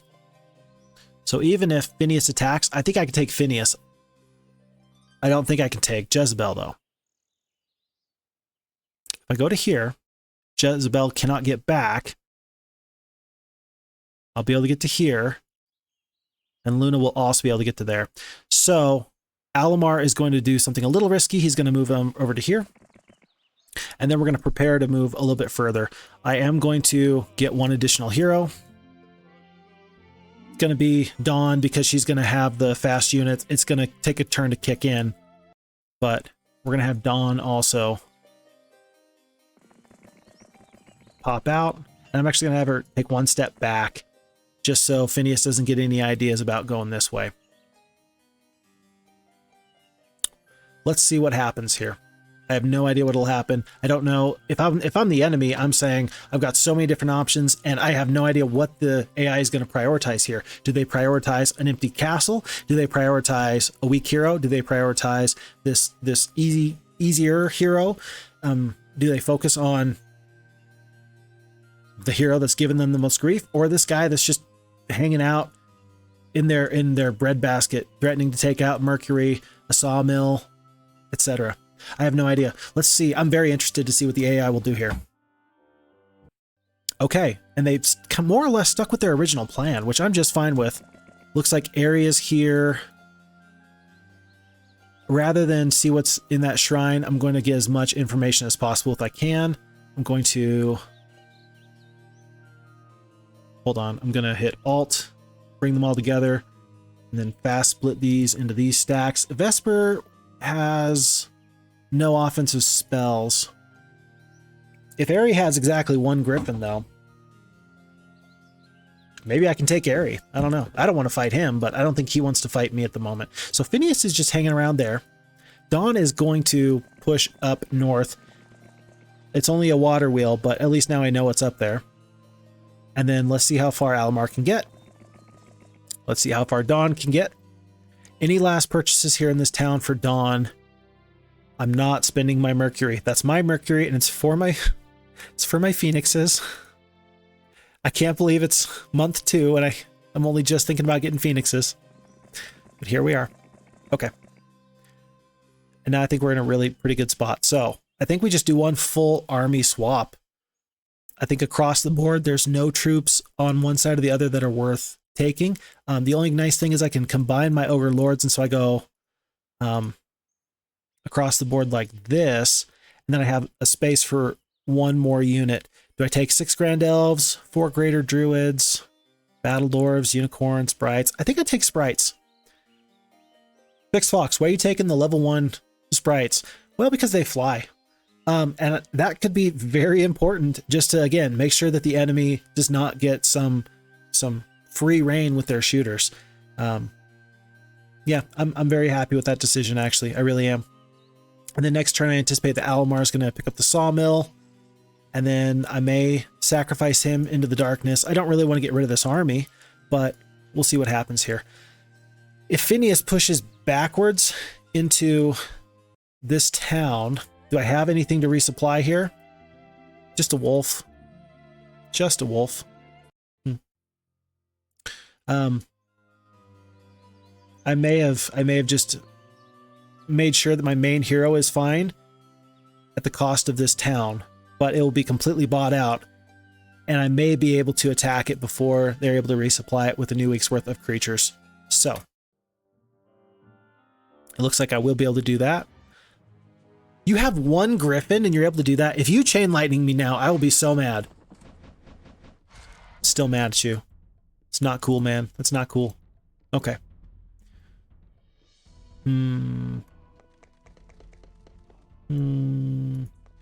At this point, I'm just going to make him waste his spell points.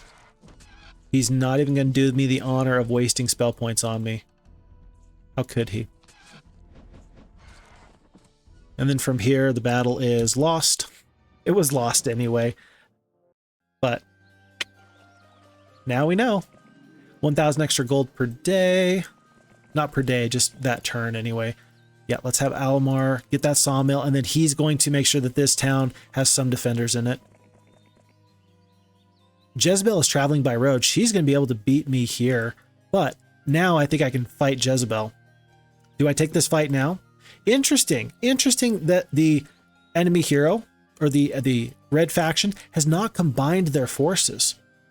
Generally, the hard AI combines their forces into one very tough army, and they have not here. That's pretty interesting. But I think it's more likely that they just haven't had the chance to do so, and that's why you see this meaningful split. Phineas was coming to resupply Jezebel, but the trade didn't happen. And so now, thankfully, I've got 2 weaker armies. I can take them out one by one. I can isolate those fights and then take them much easier. Let's fight this fight right now. Jezebel is as strong as she's going to be, and this could potentially break the back on this game. This could do it. Okay, so the AI thinks we're going to win. Let's see what we do with the additional spell points, of course. That huge stack of goblins, still very scary.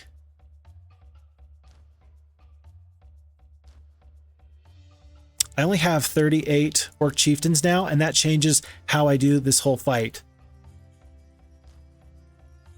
That changes how I do this whole fight.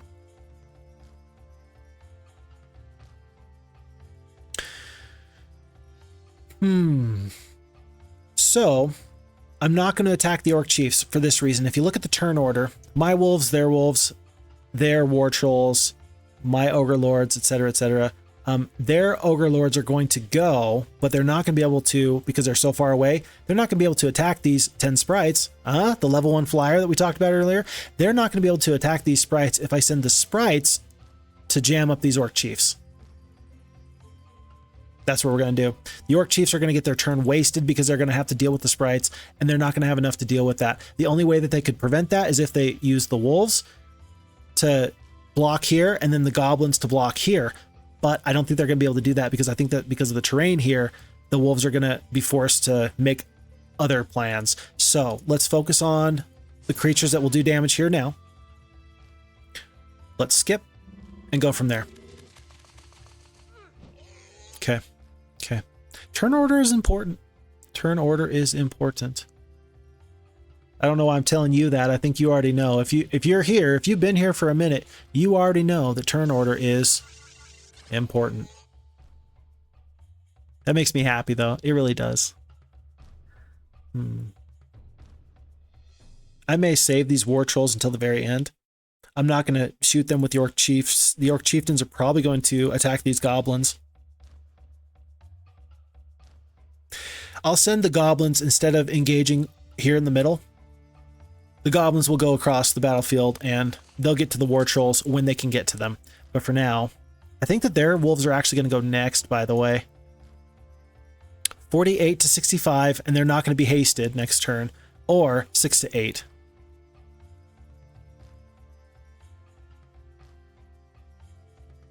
I think I do 6 to 434.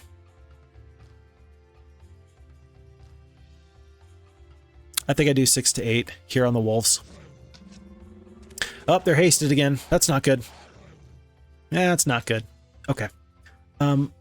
Now, their goblins are going to go next, and they're going to be able to get to my shooter, unless I do something about them right now. Their wolves have already gone. That's fine.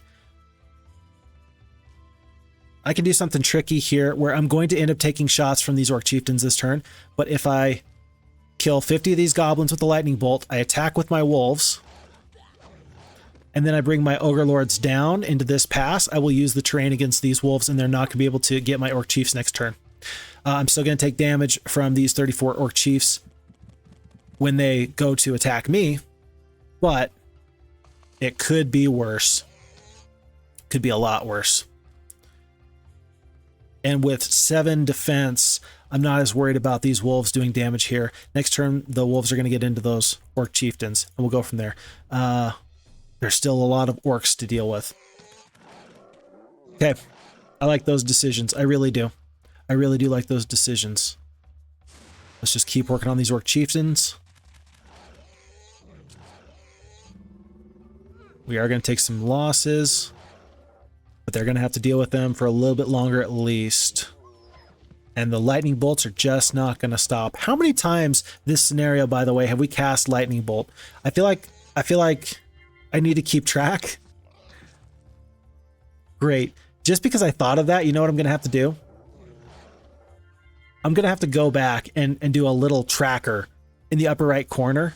That's going to be the number of times I ended up casting lightning bolt this scenario. And I hate that I realized that, because now I'm going to have to do it because I've said it out loud. You're going to be very disappointed if I don't. Oh, what have I done to myself? All right. Well, as you can see, let's see. Here in the upper right corner, we have the number of lightning bolts we've used this game. Now, this is the explanation, because those are going to have been up there from the very beginning, and now you're finally getting the explanation of why has there been a counter for lightning bolts. There's the explanation. There you go. You're welcome. I appreciate you. I appreciate every single one of you. We're going to take the scouting instead of the pathfinding. I don't think I'm going to see any negative terrain here. So let's take the scouting, and we might as well take the free crystal mine right now. I don't know when I'm going to come back for it. And then rather than take this town next turn, we are going to take our barbarian town back, because I think that's going to be better than the alternative. Before I do anything else, I'm picking up my red tower. That's my red tower. It's going to cost me the bridge here, but I've got to. I've just got to. I have to. I must. Dare I say I must. Yep, and we're really going to just purchase the last wolf in here. We already have a captain's quarters. I've got enough. You know what? I've got enough. I've got enough gold. I'm going to pull these troops down in, and then I'm just going to split off. I'm going to split off stacks of boars, and so then Wilfrey can throw a couple of magic arrows out and just dissuade Phineas from doing too much. Maybe Phineas will just backtrack, take out Dawn, and then call it a day. I doubt it, but it's possible. Let's see what we get. Thought so. Okay, let's try and use some spells. Remember, we have the main ballista, left turret, right turret. So as long as we can make this fight go, the better. Our magic arrow is only going to do 20 points of damage, so it makes no sense to attack these war trolls, because the war trolls are going to go before the halflings, and I doubt that they're going to allow the halflings to live. So let's just start working on their scariest troop that also has very little hit points. One swordsman perished. I guess they're focusing the swordsman for whatever reason. I guess we will focus the swordsman as well. And then we're just going to skip. Goodbye, Mr. Halfling. Yeah, it's a shame. Okay, and this time, though, I wish that they would just focus, because if you're going to spend the strikes on the war trolls, then just keep doing it. I don't care where you attack, but just be consistent, so that way I can, you know, maybe kill one whole war troll with another magic arrow. 45 and 5. Let's kill whatever we can. Okay. Okay. We're making them take losses. They are taking losses. 34. Again, I can't do anything there. Gonna move down. Alrighty, it looks like this will be the end. So we have 46. We can kill a whole ton of goblins. We can kill one more swordsman. Let's kill one more swordsman. And I think that that's going to be it. War trolls are going to go, ogre lords are going to go, and that's this fight. But we did make them take some meaningful losses there. We're going to have to deal with only 3 war trolls. That's 1 lightning bolt worth of trolls, 2 lightning bolts worth of ogre lords, 5 swordsmen. That's not nothing. That's something.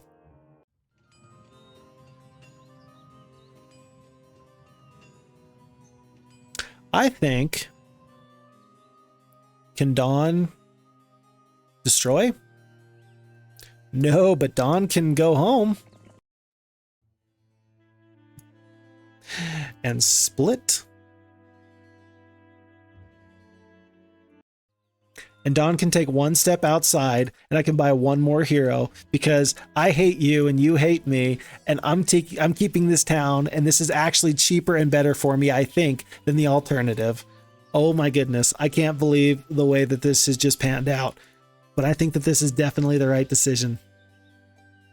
I do. I think this is the right decision. It's so costly. Having that, and we couldn't have done any of this without that gold mine from earlier. But we got that gold mine from earlier, and now we're sitting fairly pretty.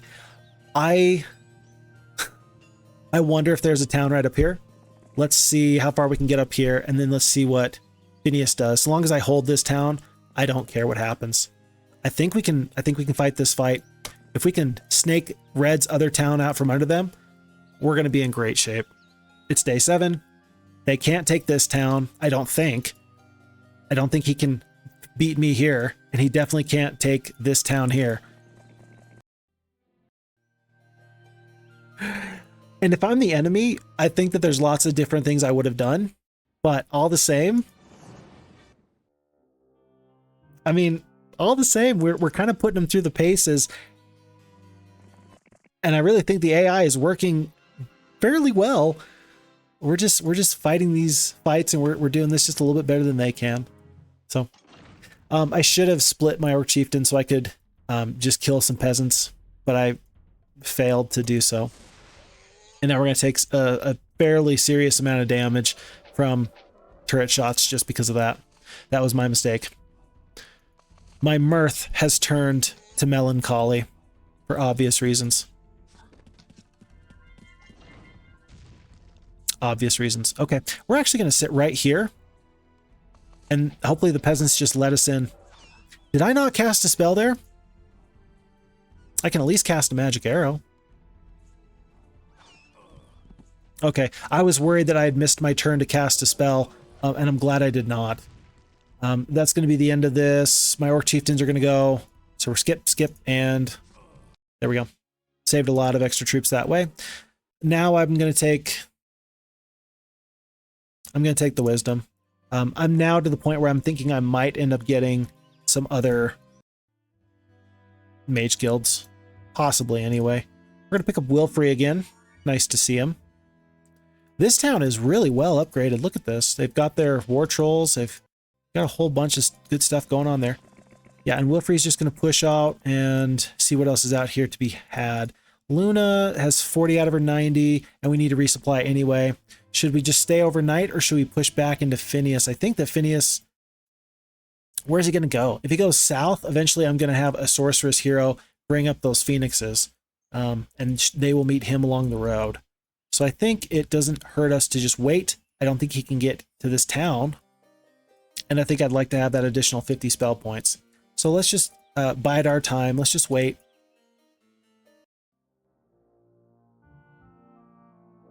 We've seen lots of yellow heroes, but we haven't seen much of yellow, if you know what I mean.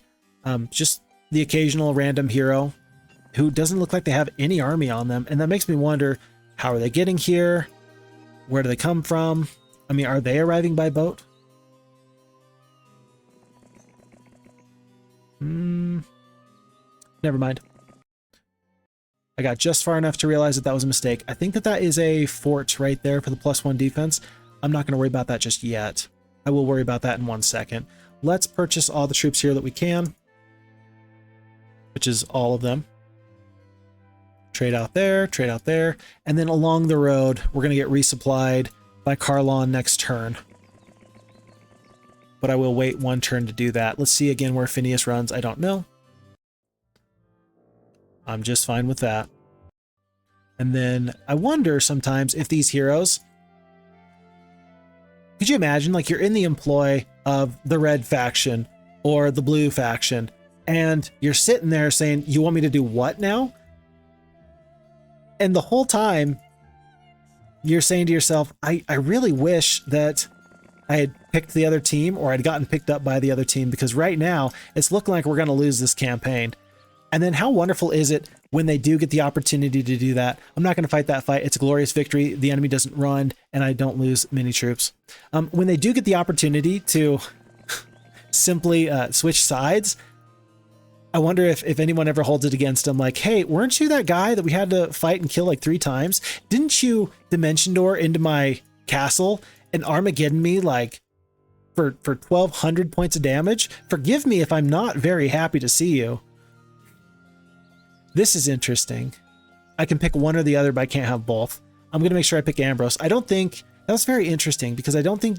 Well, red and yellow are allied, but I don't think that yellow would purposefully make me waste 1 movement point just to make it so I can't get Ambrose this turn. I don't think. Does the AI think like that? Do they think in tandem turns? I don't think so. I don't think that they possibly can. But look, Luna has no movement points left. If I had attacked Aerie, I would not have been able to fight this fight. So, I don't know. This feels like a little bit of like an X-Files episode where there's, you know, ooh. Is it possible? I don't know. Hard to say. Let's get the wolves into a preparatory step where they're threatening to work on those rangers. I don't know about that maneuver. I guess I do have the archery, but wouldn't you want to save your rangers? I guess that this is your best offensive attacking unit. That makes sense to me. I'm wondering if he's going to cast a haste next turn. I think I would. The wolves are lost. 1, 2, 3, 4. And if I just use the Ogre Lords as defenders, I think I'll be in a pretty good spot. Oh wait, 1, 2, 3, 4, 5. So I gotta go right here. Okay. If they get hasted, then I'm sunk. 1, 2, 3, 4, 5.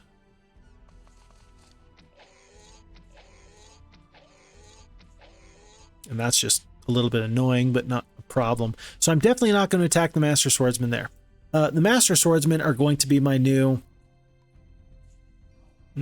target for Lightning Bolt. Everything else, it makes no sense to shoot them with York Chiefs if I'm going to be doing half damage. The Rangers won't be able to kill these 2 wolves, so I might as well get a little bit of extra damage. I did not anticipate that, and that's okay. That's okay. Still going to Lightning Bolt the Master Swordsman, because now the Master Swordsman is going to take him 2 turns to get down the battlefield. Every single shot that these Rangers use on these War Trolls is absolutely wasted. Unless these 2 Rangers can do 11 points of damage, it's not happening. I don't want to move the goblins into range. Aha! It was all for naught. Terrific. And again, we're going to lightning bolt these master swordsmen. And while I think that in the earlier, in the auto combat, the AI indicated that I was going to win this fight anyway,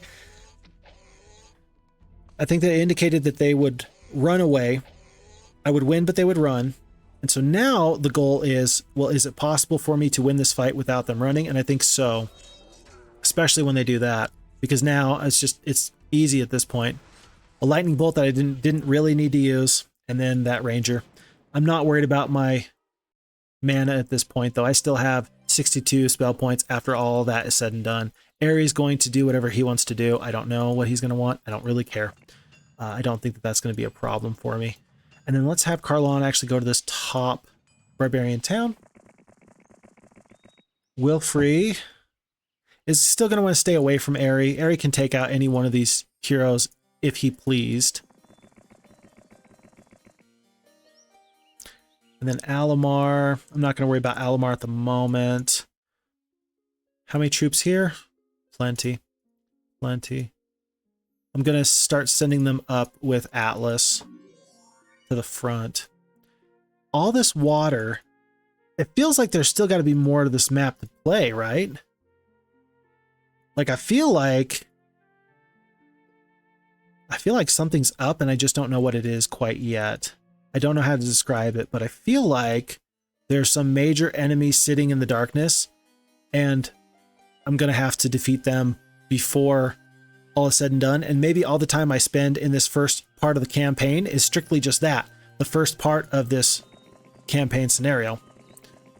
And then the second half is going to be an absolute struggle to actually finish things off. I don't even care. I'll lose the 2 war trolls. I don't love it, but it just happened. Okay. Let's have everybody sit back at home just to make sure that there's no issues. Wilfrey is going to follow along with Luna. So that way Luna can worry just about taking out towns and not having to worry about getting sulfur mines, mercury, etc. And then I waited one more turn because I wanted to get just a couple more sorceress troops. I think I'm going to get the rest of the unicorns and then pick one more troop.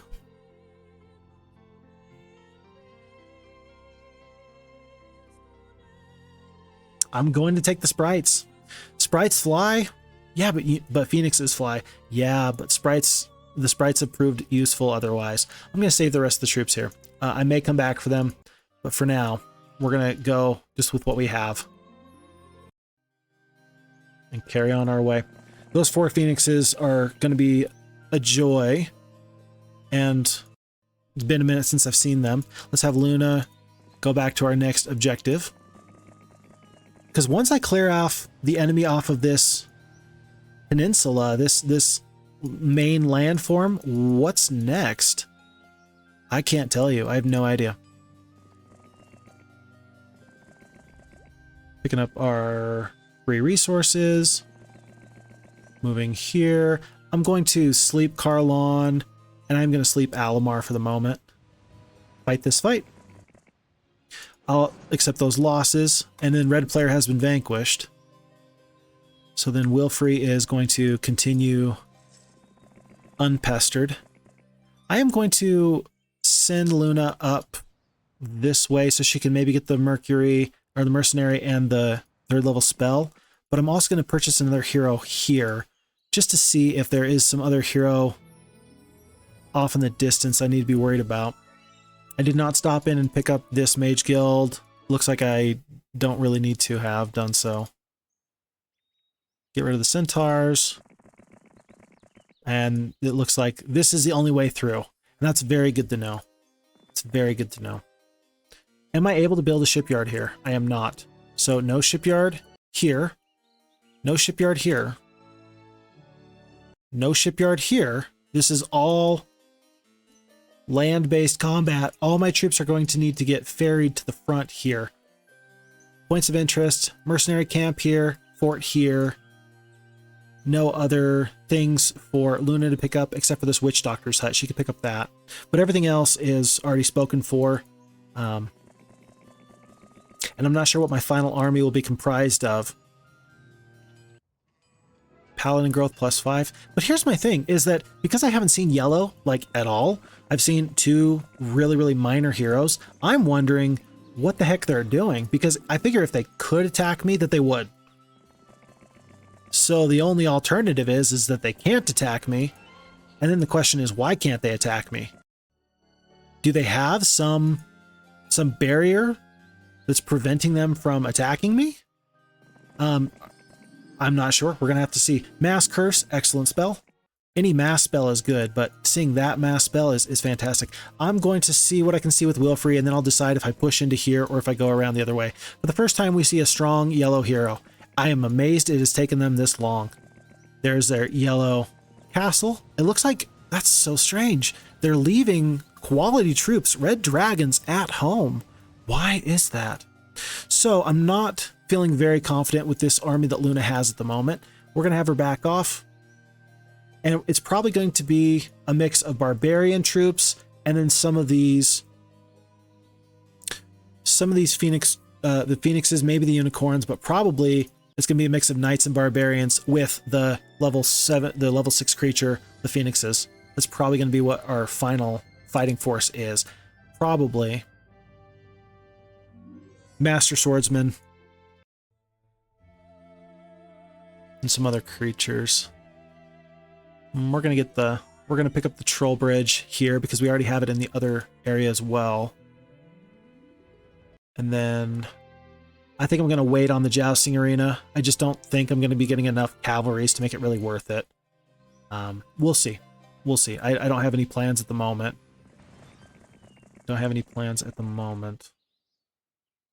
Okay, actually, I'm going to have Agar go here. So that way we can pull troops from here, here, and here, and ferry everyone to the front in an orderly fashion as quickly as possible once I figure out what yellow is going to be doing here. Let's see. And let's see what we can spy. What have they been doing this whole time? What has yellow been doing this whole time? Castor is severely underleveled. But you have 61 Minotaur Kings, you have 87 Griffins, you have 56 Hydras? What have you been doing this whole time? You probably have. How many Red Dragons at home? What, 12? 15? And here's the thing is that my Sorceress units are not superior to them. My Sorceress units are not superior to your Warlock creatures. And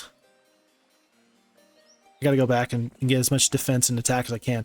And if you do have dragons, I'm not gonna be able to use my Sorceress advantage against them. This is very concerning. This is just like any game where all of a sudden the boss music has kicked it into a second level. That's exactly what these heart palpitations at this moment remind me of. This is any game where the boss music has just turned back on. Okay, knowing what we know though, we're gonna have to consider getting additional troops. We have plenty of wood. Wood's not the problem. We do have lots of gold. Gold's not gonna be a problem. And we do need to start considering getting an additional very, very powerful mage guild. I might as well make it here because it's at the front. Some high value disabling spells could be really terrific. I like seeing the Dragon Slayer there, knowing what I got going on. I'm probably going to pick up I don't have enough crystal to really make a good run at that cathedral, but I do have a trading post right here. Convert a lot of that wood into some other stuff. I'm going to certainly forego the cavalries and the champions because that's just too much of a wood investment. It'll prevent me from getting other resources that can get me higher levels of mage guilds and paladins and crusaders. It might be too late for paladins and crusaders. Oh boy. We're going to have to see what Castor does. Everybody is going to be unslept though, because pretty soon this is going to be a thing. And now I really wish I got this red tower quite some time ago. Truly I do. All right. Press on. Looks like they're coming to me. So we don't have time to get these +1s over here. The +2 morale would be nice, but not likely. Agar's going to go, and the next turn he's going to come back with all of the troops I really want here. Okay, purchases here, nothing. Next, purchases here. I'll upgrade the trolls elsewhere. So nothing there, nothing there. I do want the Mage Guild in one of these towns. I think it is this one. Is that what we decided? No, we decided it right here. Yeah. So let's get this Mage Guild. We've kind of committed to that. Fireball, Mass Dispel. Not seeing anything great yet. We're definitely going to need to push into one more tier of Mage Guild. Hector the Knight. We're going to pick him up just so he can go and spend as much time sitting near this trading post as possible. It's going to take him 3 turns. Oh my word. Castor is going to be in there 3 turns. That was a waste. Let's get Luna out. She's got to get to this town. That's where the Mage Guild is going to be. Let's trade over here, here, and here. And then have him head back starting now. And then let's pick up Master Swordsman, I know for sure. Let's pick up Master Swordsman. What else? Maybe Pikemen? Maybe the Rangers. How many Rangers here versus how many Rangers here? So that's 30 Rangers, 36 Rangers total. Is that enough? Gold's not going to be a problem. Might as well, well, or 14 veterans. 21. Very tough choices here. Let's pick them all up. And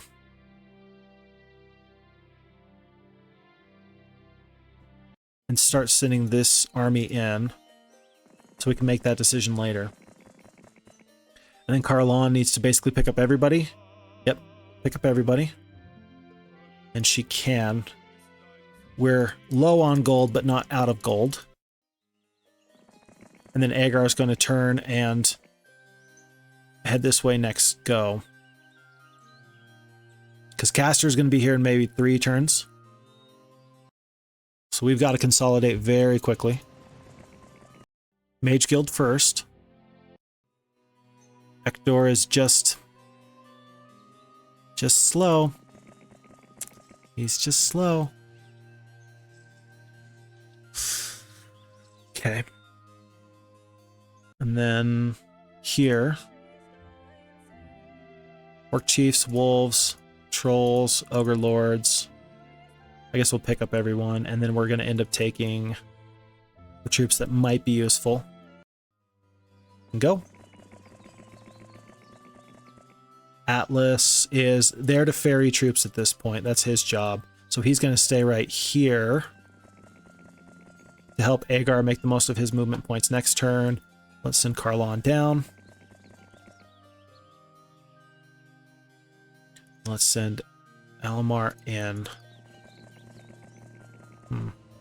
In the event that Castor wants to fight me, thankfully he doesn't have his dragons. If he wants to fight me, I hope he decides to fight me in this night town with the fortifications I just built. That would be the best thing for me. I got a feeling he's not going to want to do what's best for me. Call me crazy, but I got a feeling that he's got some ulterior motives than doing what's best for me.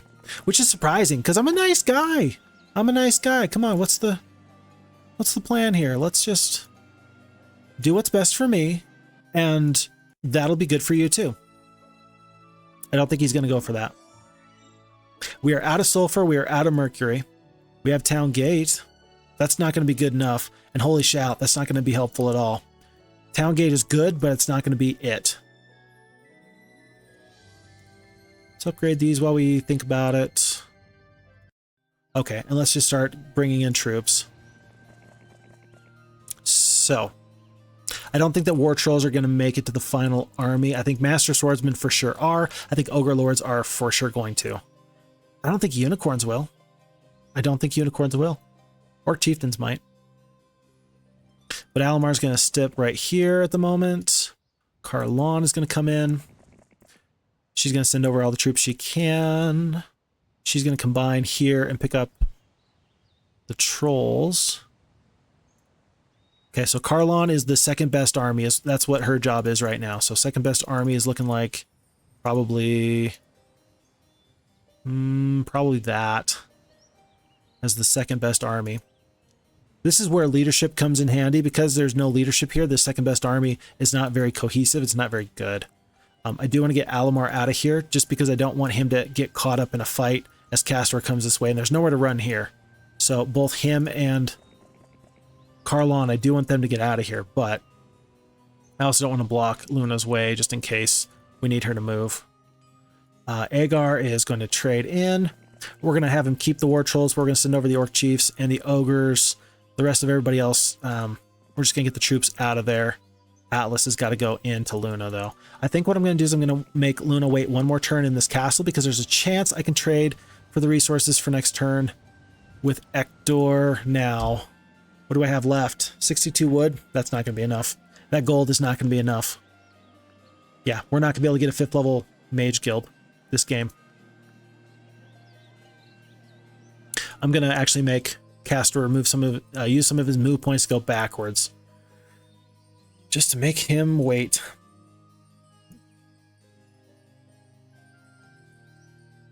And my army so far? Folks, this ain't it. This is not it. This isn't it.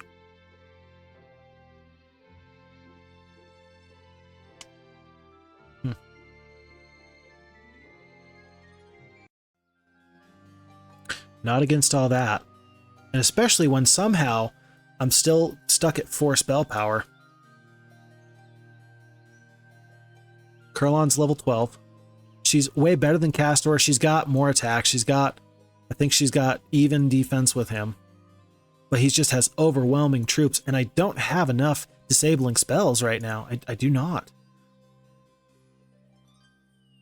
What I really wish I had is like a Berserk. That would be great. The blind may come in very handy, but I think Castor will have enough to just swat those away. But if I can take out Castor, I'm guessing they'll be able to take out Aerie and all these other troops. This is his strongest army. This is his strongest army. Now, so here's the question. Am I going to be better off by waiting? Maybe I'll be better off waiting. I'm not sure. And what I mean by that is, am I going to be better off by trying to lengthen the game? If he's got 1, maybe 2 Warlock towns there, would I somehow be better off in giving myself more weeks of growth to then throw at him? That was my question, and I don't know the answer. Suffice to say, this turn is over. And he's still coming. So again, let's get these troops out of the way. There's no sense in losing people just for fun. And if I'm able to win this fight somehow, then maybe I can find a way to rally what's left of these, leftover troops and still be useful. So let's do this. Let's send over wolves. Let's go here. Let's send over goblins. Let's go get these trolls upgraded. And I am going to wait here. Should I wait one more turn? If I can get him to attack me in this town, that would be great. I don't think it's going to happen. I'm going to dismiss these peasants. I'll dismiss these rangers. Assuming that I do lengthen things out, is it worth it to get the jousting arenas? I don't think so. I don't think that we're going to have enough weeks worth of creature growth to do that. I think we'd be better off focusing on all of our other troops. So let's wait. Let's wait another turn and see what happens here. Okay, so Atlas is officially cut off. I'm going to send him right here. Make Castor make a decision this way or this way. Get Agar out of here. Oh. Go in there. I don't love this position. I know you can tell. I think that everybody is feeling the tension and the stress here. And we're saying, how's this going to pan out? I've got no idea. But I'm not loving where this is at. We're going to potentially give up ground here. Just so we can, again, save those other troops. Purchase swordsmen. Purchase pikemen. I will purchase the swordsman and pikemen here as well. There's Astra again. Pikemen, swordsman. Send everybody down. We're going to leave the dwarves. And maybe I can sneak in one more week's worth of growth there. And then I'm going to try and get these 6 phoenixes up. I don't think I'm going to have enough time. We're going to give it a try. We're going to give it a try. So, priorities. Phoenixes. I can only buy 3 because of the mercury problems. Do I have a marketplace in every town? I do. So actually, I'm going to be trading better here than I did at the trading post. So that's a little bit sad, but also a little bit happy because now at least I know where to go. And all this wood is going to be pretty handy. 1, 2, 3. So I should be able to get all 6. So pick up them, pick up the unicorns, and I'm already out of gold. Okay. Might as well bring everybody along for the ride then. And start setting up some relays. Hoping that we can delay the inevitable here and see where this goes. If I lose Luna, I don't know how I'm going to be able to deal with Castor. So let's see what happens. Okay. I can't reach him anyway. I'm going to get these heroes completely out of the way. They're going to continue down this path. I'm going to pick up the Mercury and go back this way. Very interesting that they ignored the sawmill, but they picked up the alchemist lab. I like that decision. That's a human player type of decision.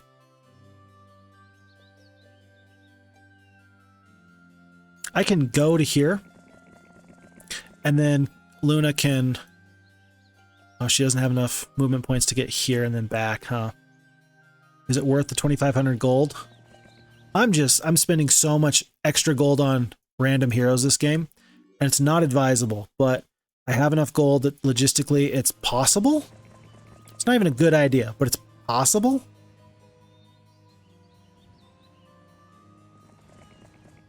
And that's why I'm doing it.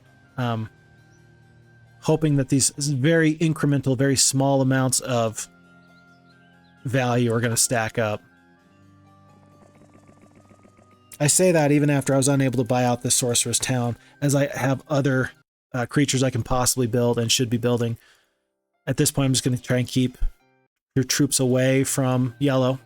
I anticipate that Astra is going to go down, maybe even Vesper. Let's see. Not going for the kill. Maybe trying to make sure Atlas doesn't do too much. Croto, we see Croto back. I guess he must have ran. Let's have Astra just dive here into the corner, as well as Vesper. We have 8 heroes right now. If we want to recruit somebody else, we're going to need to dismiss someone else. We're going to leave Alamar here. We're going to have Carlon go right here. Let's see. So Jacqueline's going to be able to go to here. So Carlon should go to there. And then Almar's going to go up this way. Still pretty far away from a 5th level mage guild.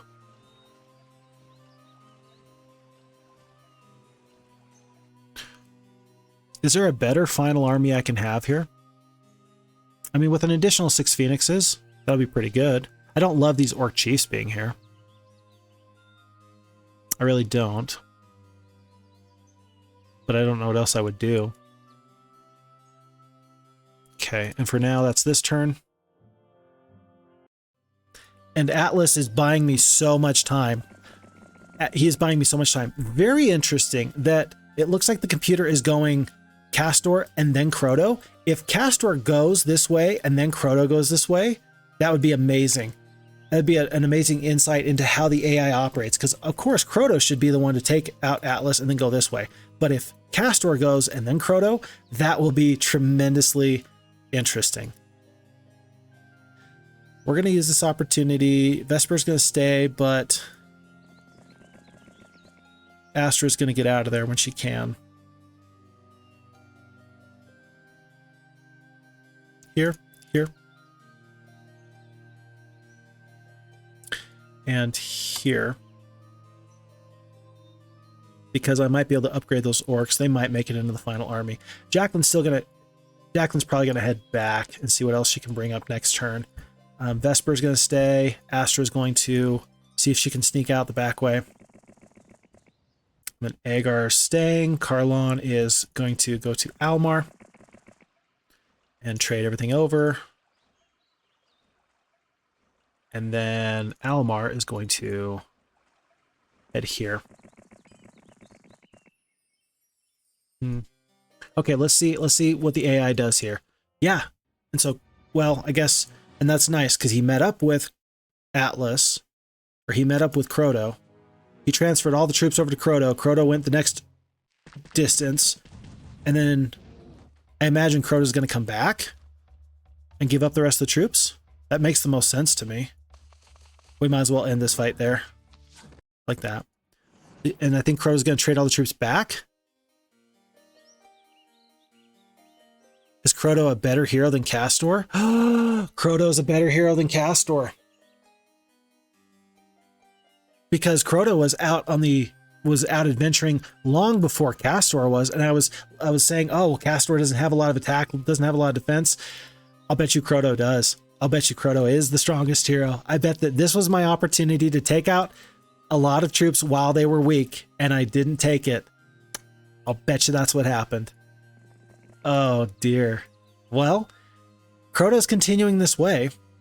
Maybe he's going to resupply. I'm not sure, but maybe this could work out to our advantage. But suffice to say, I might as well take out Croto next chance I get. Especially if he wanders too close to save that soul for mine. We're still getting Mercury from this Alchemist Lab, so I'm not as worried about that at this point. Let's upgrade these trolls while I'm at it. Let's just get rid of these halflings. We're almost to a new week, so let's try and get everyone situated, and then maybe we can do one more big pull from Alamar in. We're going to need to have Carlon go probably all the way here, and then Jacqueline is still going back. Maybe I can get, I don't know, Vesper's just kind of there. Maybe I can bait Croto into coming closer. Okay. Okay. I'm feeling better about this though, but this actually gives me an opportunity to think. What are my best choices as far as troops to pick up? I'm not going to be able to get either Cyclops or Paladins or Crusaders because I'm just not going to have enough crystal to make it worth it. But you do have plenty of wood.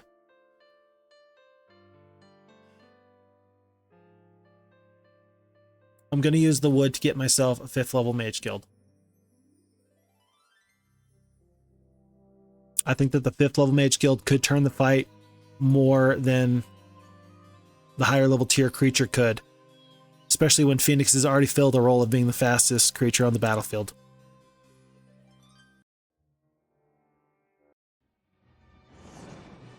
Okay. I don't love that. But I should be able to get here and then get back.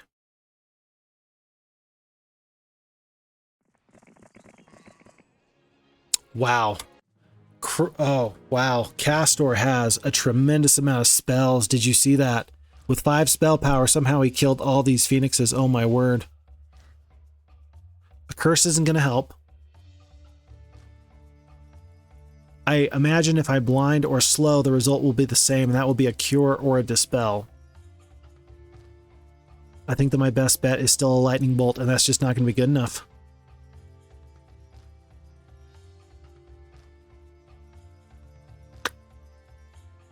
$120 gargoyles is still going to be so many. And I can only kill with 1 lightning bolt 10 at a time. This is too much. I can steal skin. Mass curse isn't going to do anything. I got to get this stack down as soon as possible, and I'm not going to be able to. So the best thing to do really is to forego attacking with the phoenixes and just kind of moving into a defensive position where the gargoyles will swarm me, and then I can take them out with these other troops. This sucks right here. This weird terrain, because getting troops up is going to be a bit of a pain. Okay, so assume that I'm going to lose some phoenixes because I don't think I could stop it. 5 spell power, 4 spell power, 75. That's going to be 100 damage worth of lightning bolt, assuming that that's what he casts. It's going to be 1 phoenix just right off the bat. Are the gargoyles going to attack the phoenixes, or are they going to attack somebody else? I don't know. It's a good question.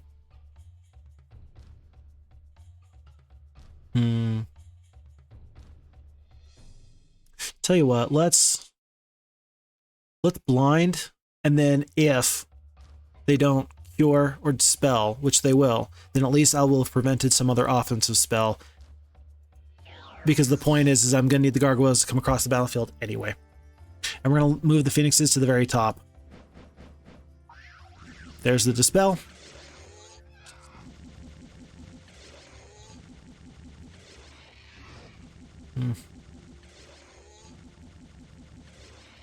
Alrighty, and let's start working on...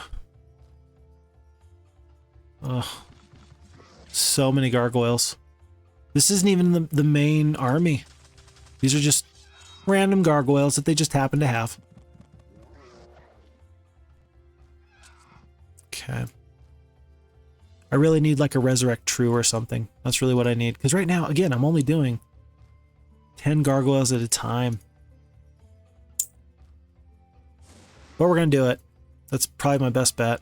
5 to 10. Lose another one of those. And now I'm blocked off because of my poor planning. I did not think that they would use that 1 gargoyle to come off the Orc Chieftains to allow the Orc Chieftains to do a full damage. Look at that. That was genius. You bring the 1 gargoyle off to block me away from you. That was really well done. That was really well done. 10 to 13. I'm still going to do that. And now I'm just going to torch both those troops. And now they're done. They don't have enough to really do enough to me, but that's pretty terrific. We're going to mass dispel because I'm assuming I'm going to be able to get enough troops next time. Or I'm going to get a knight in the Mage Guild before my next big fight. And then that way I don't have to ever see Castor and his stupid face again. Okay. Wow. Now I got 1 Phoenix. Jeez. And now this time there comes, what was it, 5 dragons? We may not have enough time to wait to get additional troops out. So we can buy another hero. We're going to set up another relay here, where I'm going to purchase a hero there, and then they're going to move out here. I think that Luna actually has to just get out of town. I need to forego Winter Kill. I don't want to buy a 5th level Mage Guild and then just leave it, but what else can I do?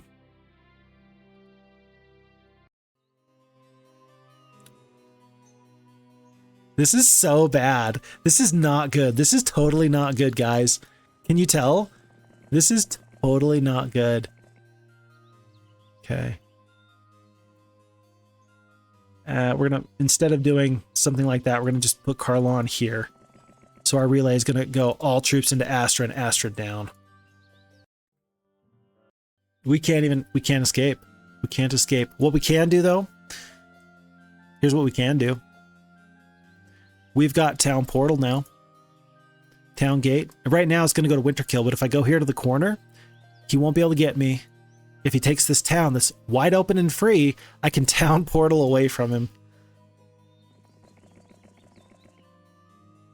This is so silly. And I'm sure he will. It's an undefended town. Why wouldn't you? Any troops to purchase? I might as well get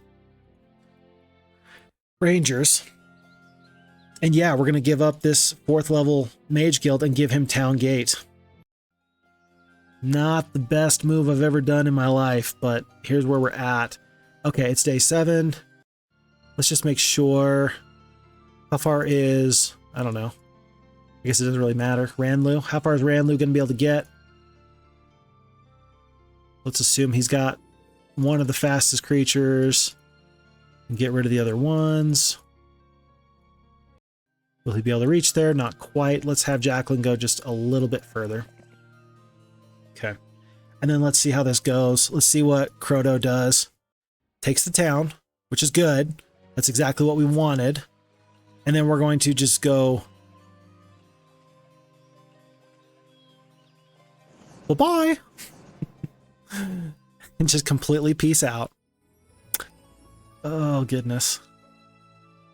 How many times do you see that? Not often. And... I'm not going to have enough resources to purchase another Mage Guild and get it really leveled up very quickly. It's possible I'll still be able to do it, but it's not very likely.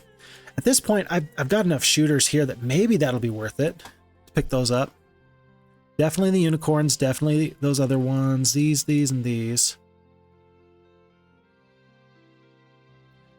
The problem is this is going to take several turns to get here. So let's get everybody back out. And then let's send Jacqueline up as quickly as possible. And then I don't have enough money to start making everybody come this way. I am going to have Luna purchase. We already purchased those troops that we could here. I'm not going to worry about the Rangers at this point. We're going to send her to this fort and this mercenary camp.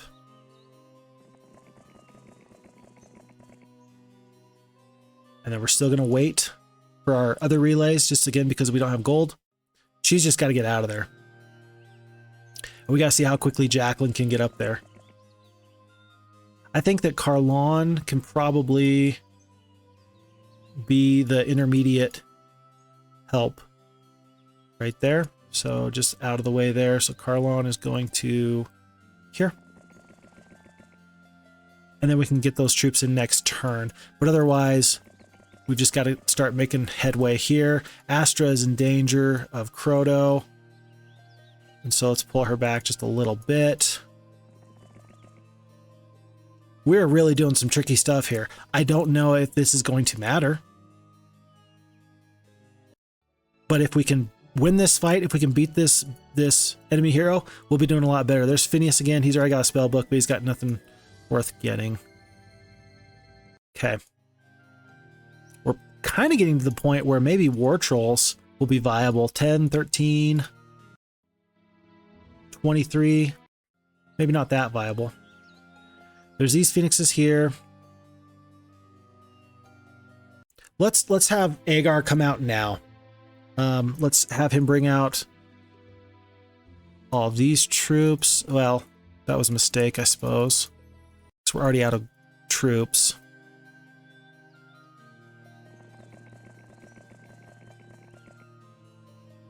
And purchasing all these heroes, was it worth it?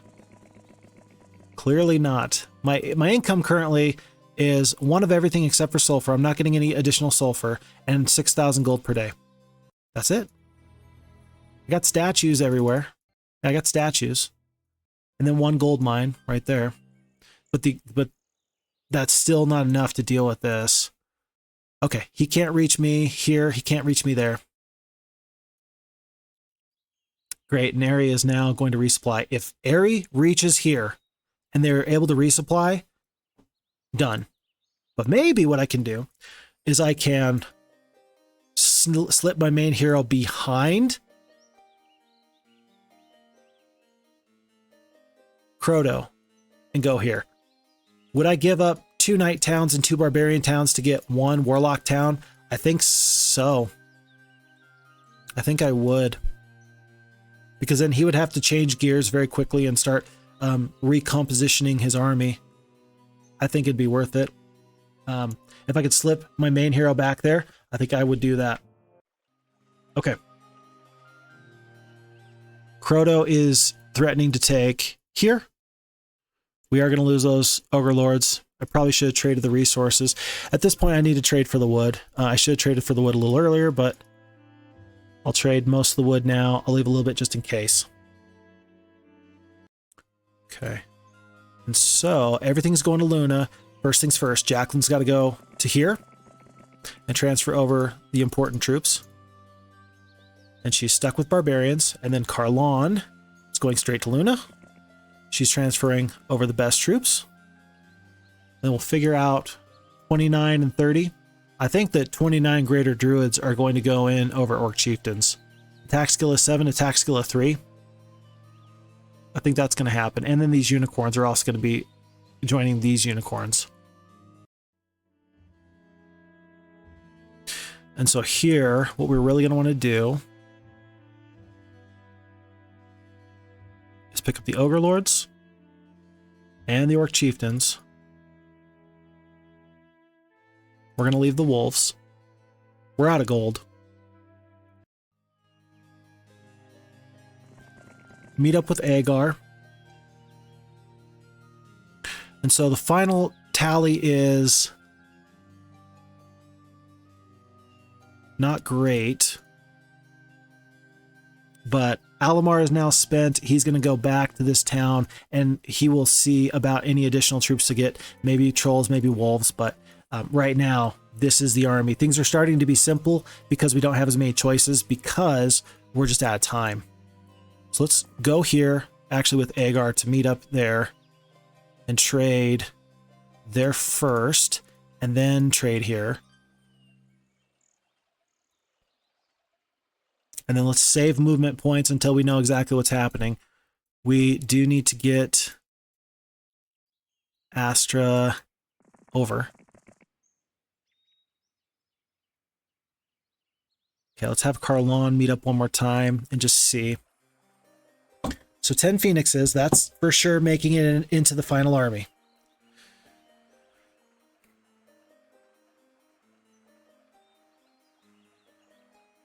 I think we're going to need damage over defensive troops.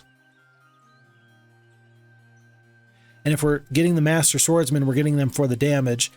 And War Trolls are going to do just as well, but the Unicorns will do even better. 91 Orc Chieftains is definitely going to stay. So yes, yes, yes. Maybe, maybe. Let's go to our Kingdom Summary and let's just see what troops we have. So this is our main army. What would I like to have?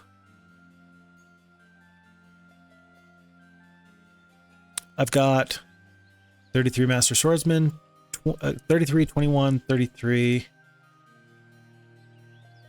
That's it. Everything has been consolidated. It's just a choice between Luna's final deal and Carlon's. That's it. This is the next strongest hero is Carlon. And it'll be 2 shooters there. 7 to 9, 5 to 8, 7 attack, 7 defense, 10 attack, but less. But you have the HP regeneration. This second army will be a lot better, morale-wise, if I do this, though.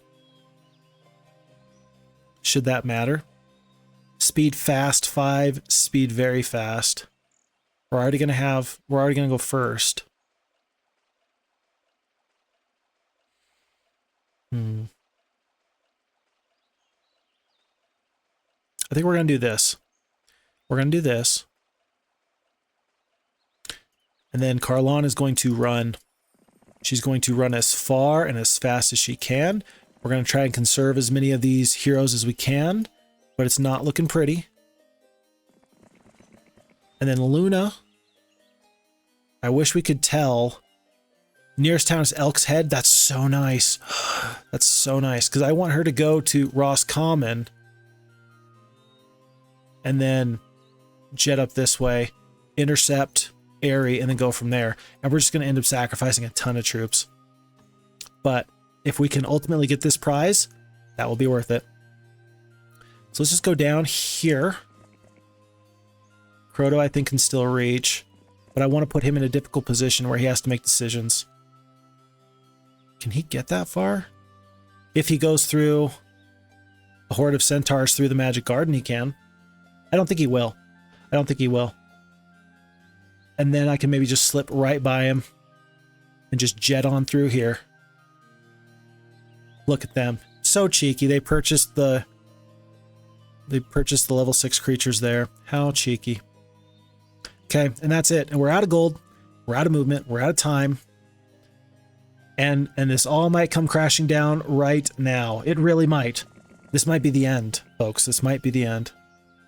So let's see what happens. Okay. That was about the best thing that could happen for me. Because now I'm going to absolutely move forward with my plan. We're going to travel on the road. He still won't be able to reach me. And I'm going to be able to stay at least one step ahead of him.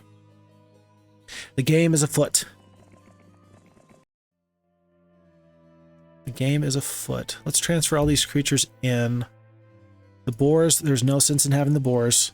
But these troops might be handy. These troops might be handy. This is no longer going to be useful. We're going to wait and see. We're going to wait and see. Let's not purchase any other troops until we figure out what we're doing. I'm going to leave Carlon nearby. She's not going to run all the way in. We're going to have Ranlu go all the way back.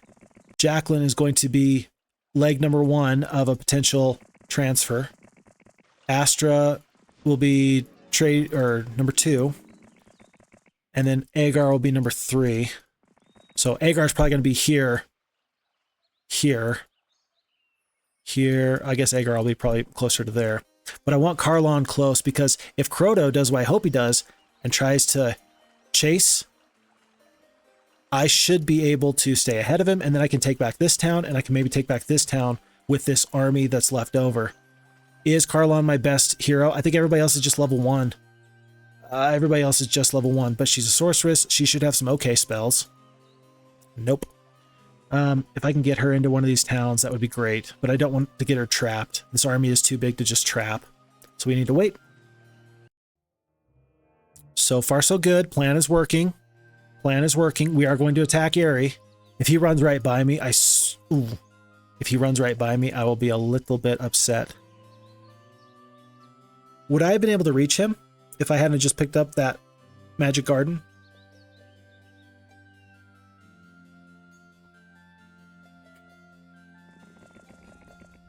I think I would have been able to reach him. I feel dumb. I feel so dumb right now. It's a good feeling, though. We should sit with that feeling. We should talk about how it makes us feel. We should see the positive. We should give thanks for where we're at. We should hope for a better tomorrow. We should feel weirded out at that decision, but I don't hate it. So everybody's now just going to run. We're probably going to lose the sorceress town, but that's okay. That's okay. Everybody run. Let's lose all these heroes.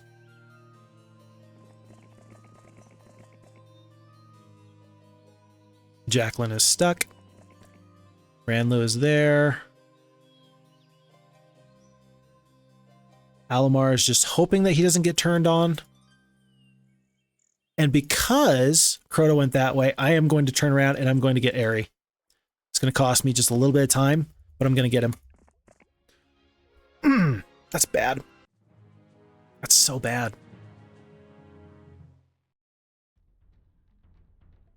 But I think I can get to the next town, not by the end of this week, but by the end of next. And that will be very worthwhile.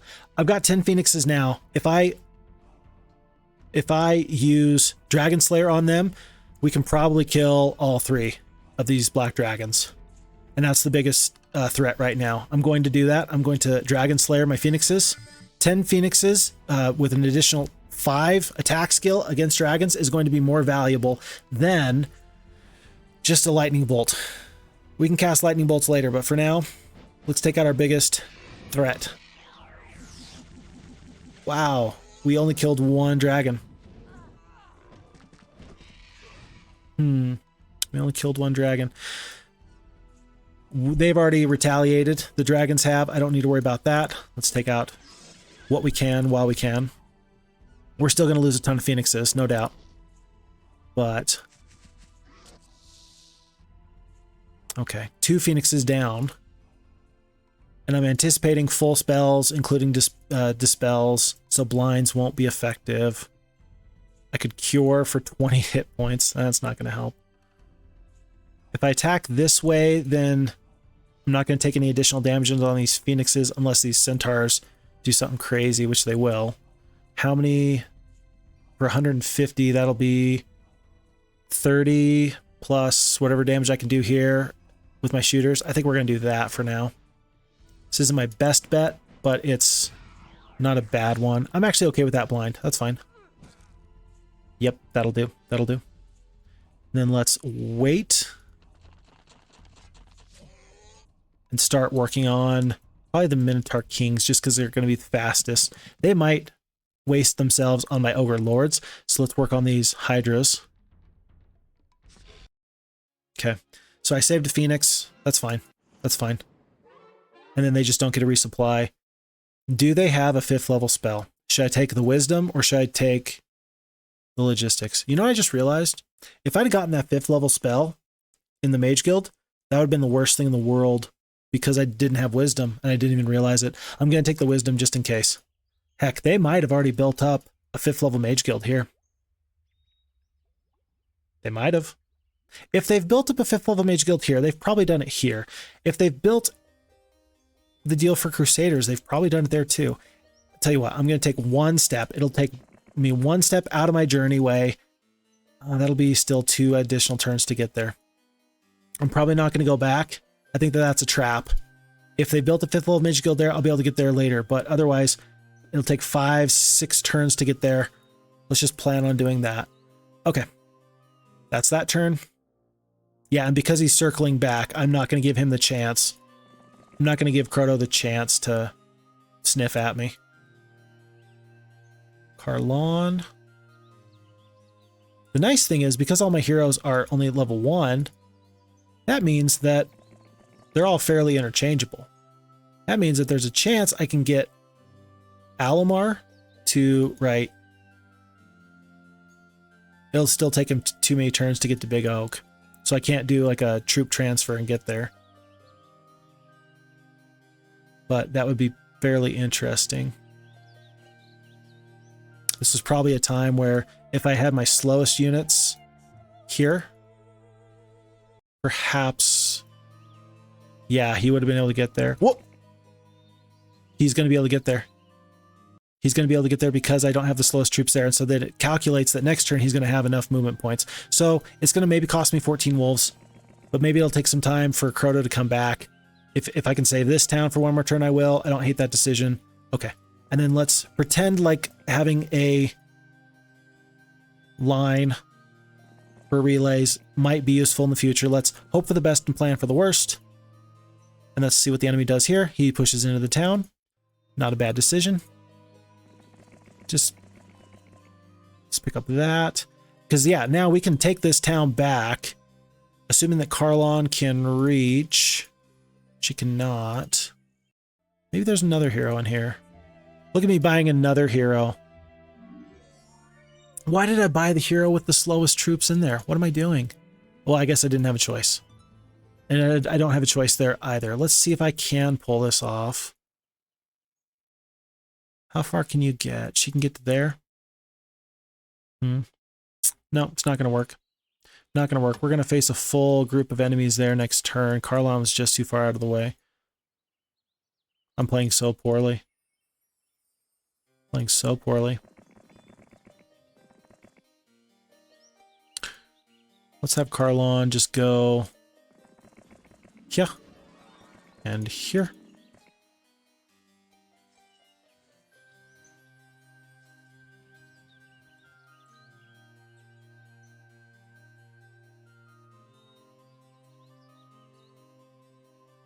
With 14 wolves, there's no way.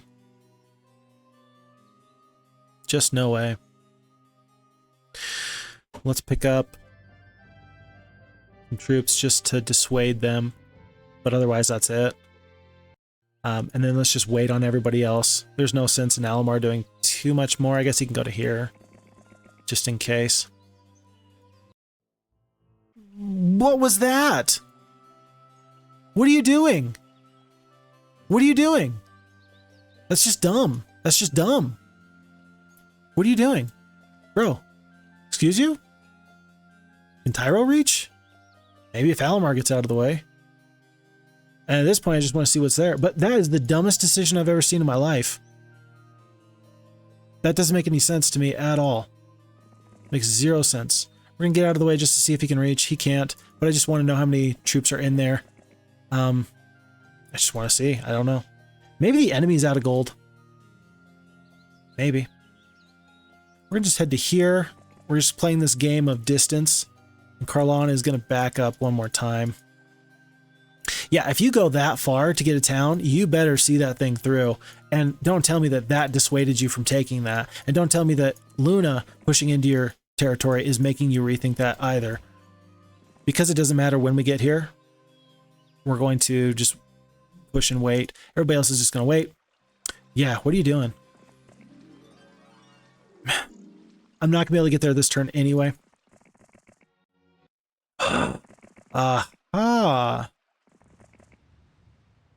Okay. When I asked myself earlier what was yellow doing this whole time, that is what yellow was doing this whole time. Somehow they got their primary hero stuck on the monoliths. That's what happened. Somehow, don't ask me how, but they got stuck on the monoliths, and then their primary hero was somewhere overseas or where through the other side of this teleporter and in a rough spot. And right now they're doing the same thing wherever this leads to on the other end. There's a hero on that end, there's a hero right here, and they are just making it so neither of them can get to their desired destination. That's got to be what's happening right now. Okay. I'm going to fight Barak because this is what I came here for. But I'm going to just jump through the portal real quick and just see what's over here. Another town. Wonderful to know. Okay, let's take this castle. Let's take this castle. It must be done. Okay, it says we're going to win. I believe it. Let's make darn sure. He's got lots of spell power, but not much else.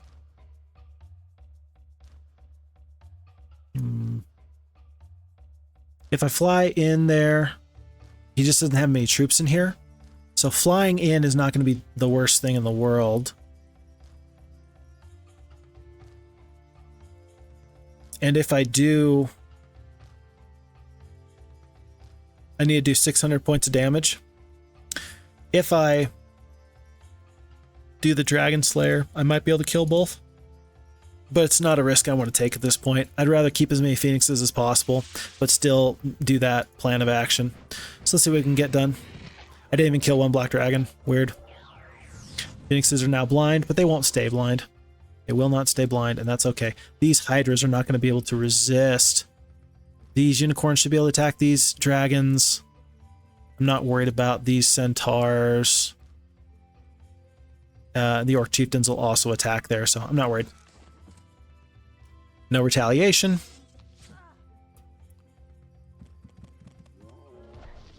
And then take out... Doesn't matter. If I am able to kill these two Hydras, then my next shot should be right here. And we take this town. Ooh. Okay, 1 Ogre Lord, 7 Orc Chiefs. We are in here. 4th level Mage Guild. Resurrect is actually huge. That's actually huge. It's not true Resurrect, but I can use that. I can work with that. There's a shipyard. I'm doing it. I'm building the shipyard right now. I'm doing it right now. Whatever's on the high seas, I don't know, I don't care, but I want it. Because here's the deal. Resupplying this way, nearly impossible. Resupplying that way, doable. I'm going to be probably purchasing 2-3 boats. I'm going to send 3 boats just out so that way I can get some boats here so I can have some potential movement. That opens up a huge opportunity for me. I don't plan on ever losing this town.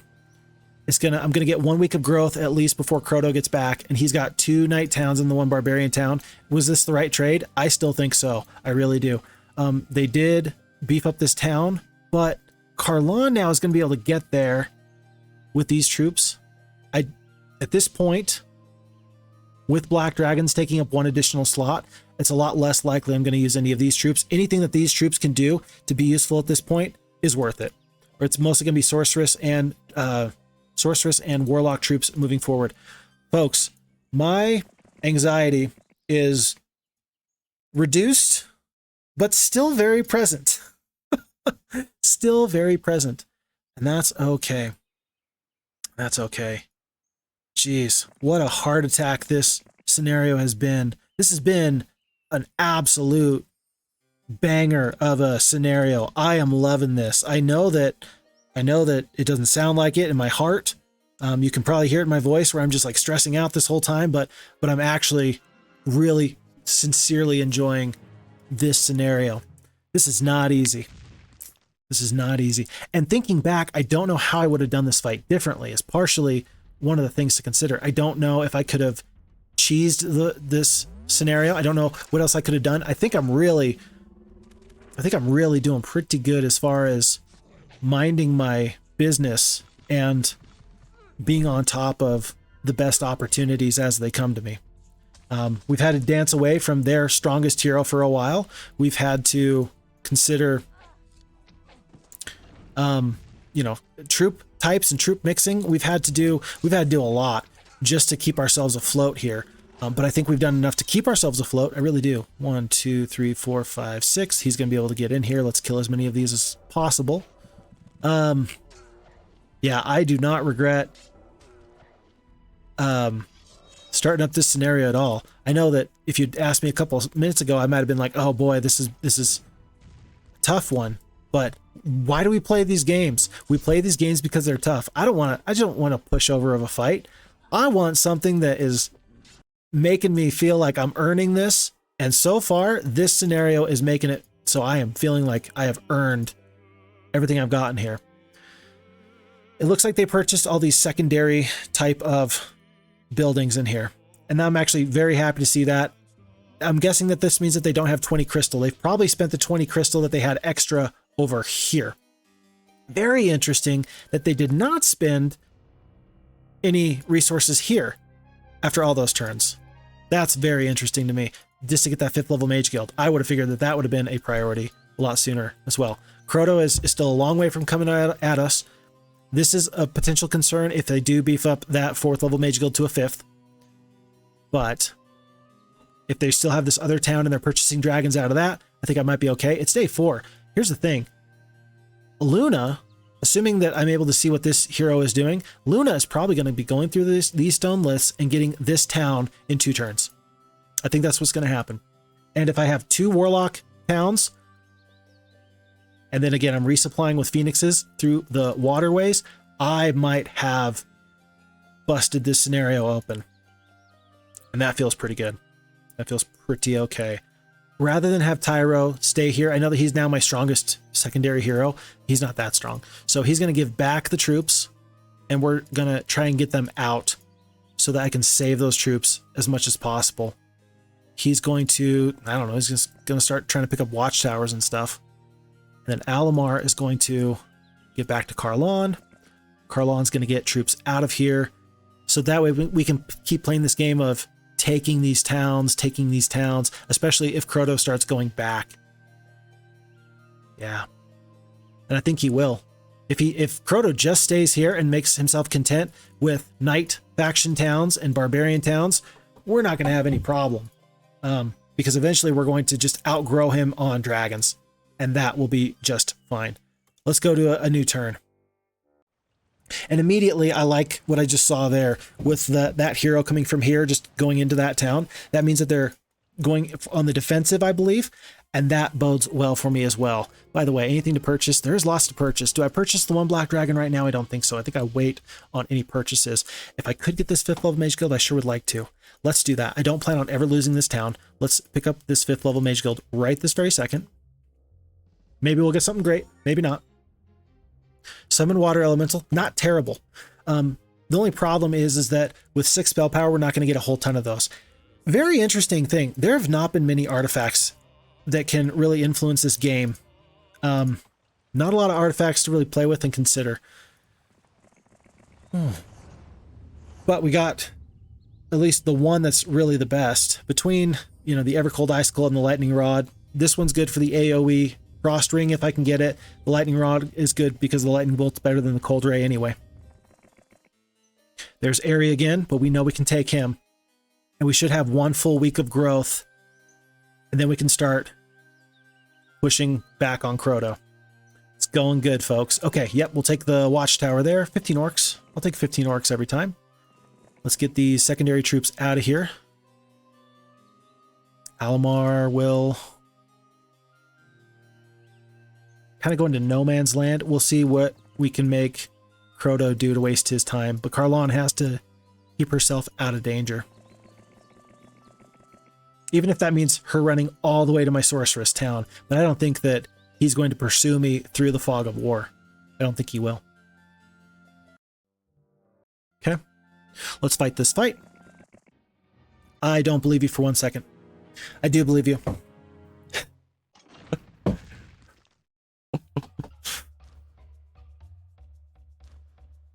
There's a lot of troops here.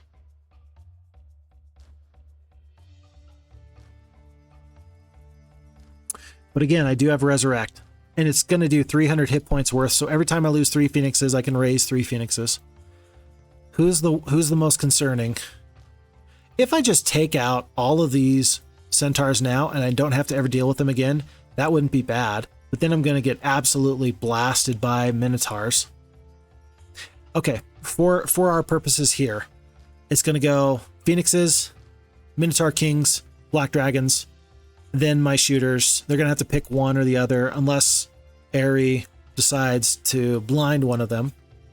So maybe I wait on a spell. Maybe I wait. Or maybe, well, what have we seen in the past? The enemy has used blind to blind my Phoenixes.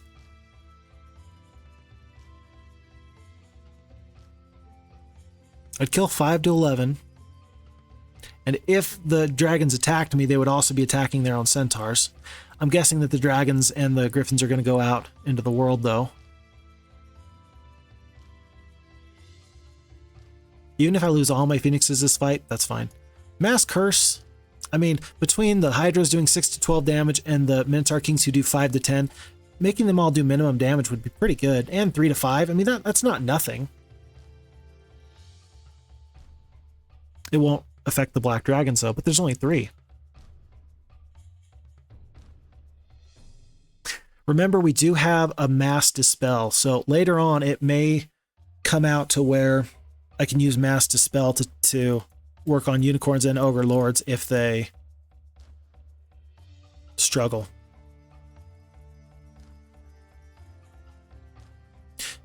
Don't worry about these. Worry about this. 177 Centaurs is going to do so much damage.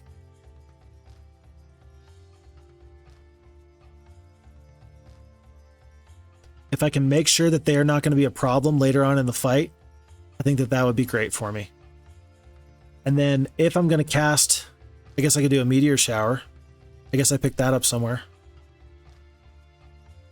If I wait, well, if I attack here,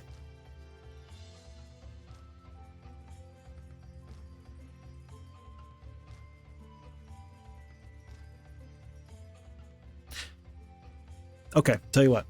Here's the combo. Here's the strat I'm thinking about. How about we steel skin the Phoenixes, increase their defense up nice and high, and then I'm going to work on just making sure I keep them resurrected. If they completely die, if I lose 8 phoenixes, then the steel skin will drop off of them, but the steel skin will last as long as the stack stays alive. And so if I keep resurrecting phoenixes, they're going to have to deal with steel skinned phoenixes, not just this round, but next round. So how about we do that? And if I do attack the Minotaur Kings instead of the Centaurs, at least the Centaurs aren't going to be doing full damage. Okay. That's our play. And I think that's going to do better for me, like in the way things are working out, rather than the flat damage. The long-term strat is I'm going to need to keep my army as healthy and around as long as possible. Because I have 9 knowledge and I have 90 spell points, I need the fight to go on longer so I can use every little bit of those spell points. And this is one of the ways I can do that, is by steel skinning, going across, mitigating damage there, taking out a reasonable stack there, hoping that the dragons fly into the teeth of my army, which they do. And then pushing on from there. I'm going to get one shot with these war trolls before they get covered up by griffins. I'm going to need all the damage I can get on these black dragons. And I'm going to take retaliation here on these unicorns. But there goes one dragon. Give me one more dragon. I didn't get one more dragon. That's okay. I might get him here. I'm going to get him here. Okay, so I got one dragon left. I am going to resurrect. And so now I have 8 again.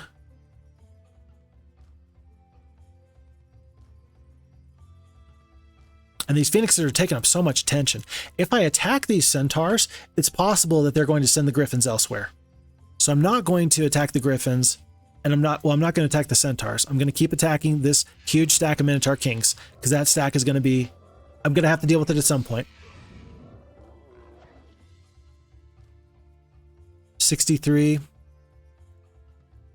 These troops here are not going to have anything else to do after I clear up space here. So let's now strike. Can I kill 7? I can kill 5 to 6. That's not enough. Let's start working on these griffins. These griffins are going to start causing me some grief. There's the dragons. I'm anticipating that the griffins are going to fly across the battlefield now and try and jam up one of my stacks. There you go. Interesting that they're choosing all these orc chieftains. I guess I don't hate it. I'm not going to attack because griffins have the special ability that they always retaliate. I can't just eat up retaliations on them. These hydras are going to get in here pretty quick and they're going to start causing me grief. I'm going to wait to resurrect my phoenixes. I don't love that decision because I'm going to for sure lose at least one more permanently that will not be long-term resurrected, but that's okay. 4 more turns of steel skin. It's now time to start doing some other stuff. Maybe now I spend the time on the mass curse just for these hydras and just for these griffins. Because the curse is going to last for 6 turns. That's going to be a lot. That's going to be a lot of damage reduced. And the damage that they can pump out is more than the natural defenses of this town. Let's do the mass curse. Let's do the mass curse. And then 4 to 7. If I can kill all 7, then when they blind, I'll still do half damage to whatever hits me first, but at least I won't be killing these centaurs. You know what? Now that the griffins are all the way across the battlefield, let's make sure that we hurt these centaurs. Because blind and then half damage, that's fine. That's fine. Keep working on these griffins with whatever ranged troops I can. Maybe a blind comes out. That's the 3rd time I've said maybe a blind comes out this game, and it's coming fantastic clutch for me. This is the best luck I've had in any game for the last 2 years. There was this one time that I was playing Factorio, and I got really ridiculously lucky with something. But that's a story for another day. Okay. Do I break the blind? Absolutely, I break the blind and maybe kill the whole stack. Even though I don't, the Orc Chieftains will be able to clean that up. Let's hope that the Ogre Lords are going to be able to break through here. Let's step forward. Okay, so there's one more Phoenix, but I'm still, now, I'm probably going to walk away from this fight with 5 Phoenixes. Probably with 5 Phoenixes. Because I'm going to keep resurrecting. I'm just going to keep doing damage. One more attack on these Centaurs. Just get them out of the way. Simplify the battlefield. And then from here on out, every time he blinds, which he only has 1 blind left per 6 hit points, these Hydras are not going to be able to do nearly so much. Let's start wandering our way in. We can whittle them down with spell points at this point. This is going to be just fine. I may not have to cast Resurrect again. I may not have to. I'm going to wait just to see, though. Yeah, I don't think I'm going to have to. Because we are starting to turn this fight very quickly. I'm losing ogres to that, but that's not a problem. Yep, no more resurrects needed. And this is where we win this fight. No more spells needed either. Okay. And folks, we just turned another loss into another win. It says 8 phoenixes there. That's not accurate. They killed 8 phoenixes that kept getting resurrected, but I never, my stacks never dipped below 5. So I should walk out of here with 5 phoenixes. If I'm wrong on that, I'm going to be very, very sad. But otherwise, I should be fine. I should have 5 phoenixes when all this is said and done. But otherwise, that was a pretty terrifically fought fight from the enemy. Like, using blinds, I don't know what other spells he had, Airy. I don't know what else he had, but I don't think that was a bad decision. He was making it so when I retaliated off the blind being broken, that was half damage. He kept those Minotaur Kings going for longer. Ultimately, he was just overpowered. But really, we had to make tremendous use of our spells. And again, lengthening out the fight was probably the best thing we could have done. And I really think we lost 12 ogres simply off the strength of the defenses. His castle defenses cost me 12 ogre lords. Interesting. Okay, let's see what I have left. I do have, we're going to take the logistics. We're going to take the archery. No! That's not apparently how it worked. And I'm so sad. So we have no phoenixes left. That was not my understanding of how that worked. And I'm so sad. Armageddon in a Warlock town. That's like putting a hat on a hat. This is sad. I wish that we had dragons in this town. The fact that we don't is very, I don't want to say concerning, but that makes me have to rethink my whole strategy there. I don't think we're going to have to do this relay because we're going to start sending heroes over in boats. So Jacqueline is going to transfer over her goblins, and then she is going to unfortunately have to leave. And I'm going to do that so I can pick up one more hero here. I guess it doesn't matter. Both are going to have a very slow troop in their army. Do we have any gargoyles? We do. I'm going to purchase all 3. And they're going to travel with this hero. Worm is going to go see what's over here. Remember when we cast view resources, view mines, I didn't think that I think there was 1 or 2 mines here, but there wasn't that much. Worm should be able to go do some advanced scouting over there. Once we have black dragons and the Armageddon, we might be a little bit scary. I'm gonna need to find out, does Armageddon summon boat? That can actually be very useful. Does Armageddon have, does it do reduced damages to Phoenix or no damages to Phoenixes? Because Phoenix is immune to elemental spells. I mean, there's elemental storm, but are they immune to Armageddon? I feel like they are. Maybe Armageddon doesn't count. I should know this. I should really know this. I should know this, but I don't. Okay. Let's continue our chain coming on down. Carlon's got to go. We're just going to pull back all the way. Astra, it's her turn to send troops over and then leave. That's the wrong troop to leave. And now, yeah, she's got to get this mist. How much gold have I spent on heroes? I'm not putting a counter in the other corner for how many heroes I've hired. Damn it, I'm going to do it.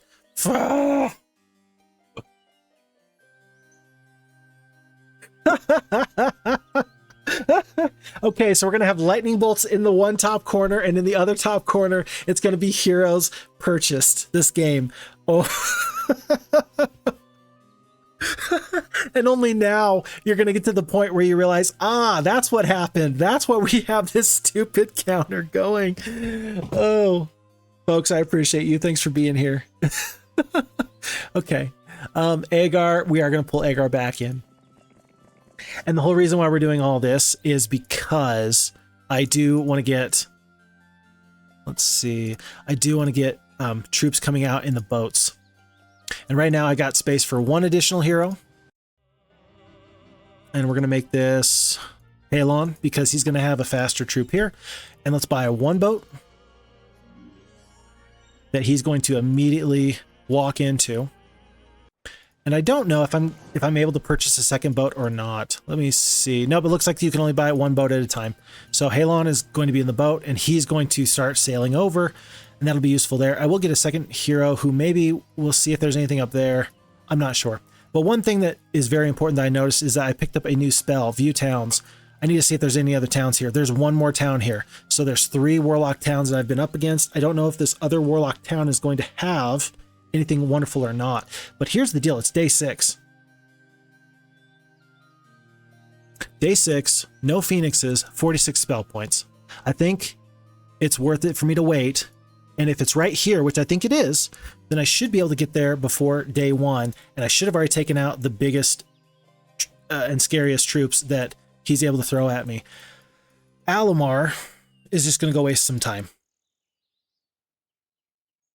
Alamar is going to go back and he's just going to waste time. And I'm going to make Yellow make a decision. Do you want Alamar or do you want one of these free towns? I don't care either way, your choice, but you can't have both. So that was a big turn. There was a lot that happened in that turn. And this army does not look as scary once I consider that maybe all the dragons he gets. If I can cut him off from reinforcements, that is actually going to be pretty okay.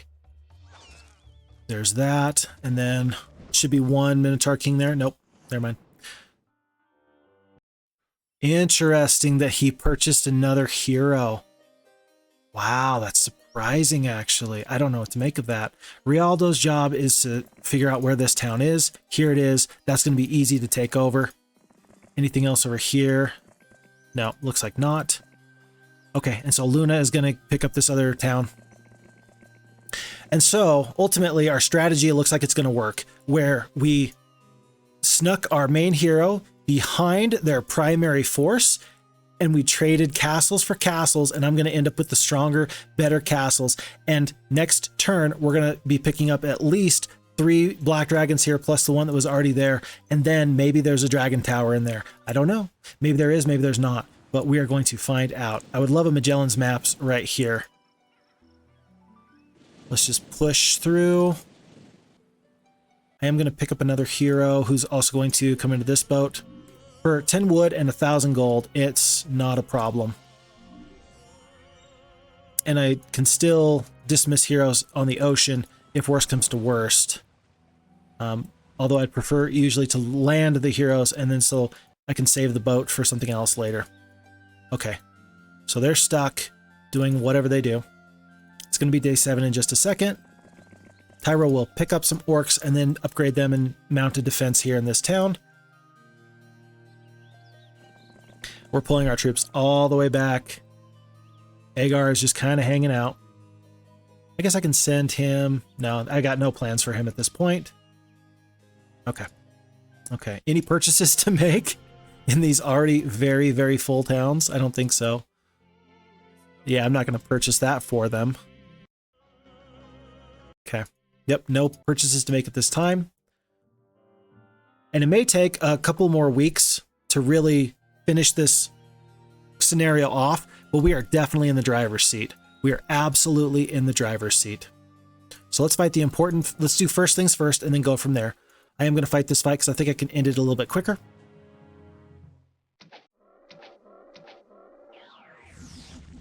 I do like that they're coming out to attack me. I'm going to lose, I guess, war trolls from their big stack of gargoyles. I'm probably going to unblind my ogre lords. It's probably what I'm going to do. I'm going to cure them. And then have my war trolls take out this stack of gargoyles.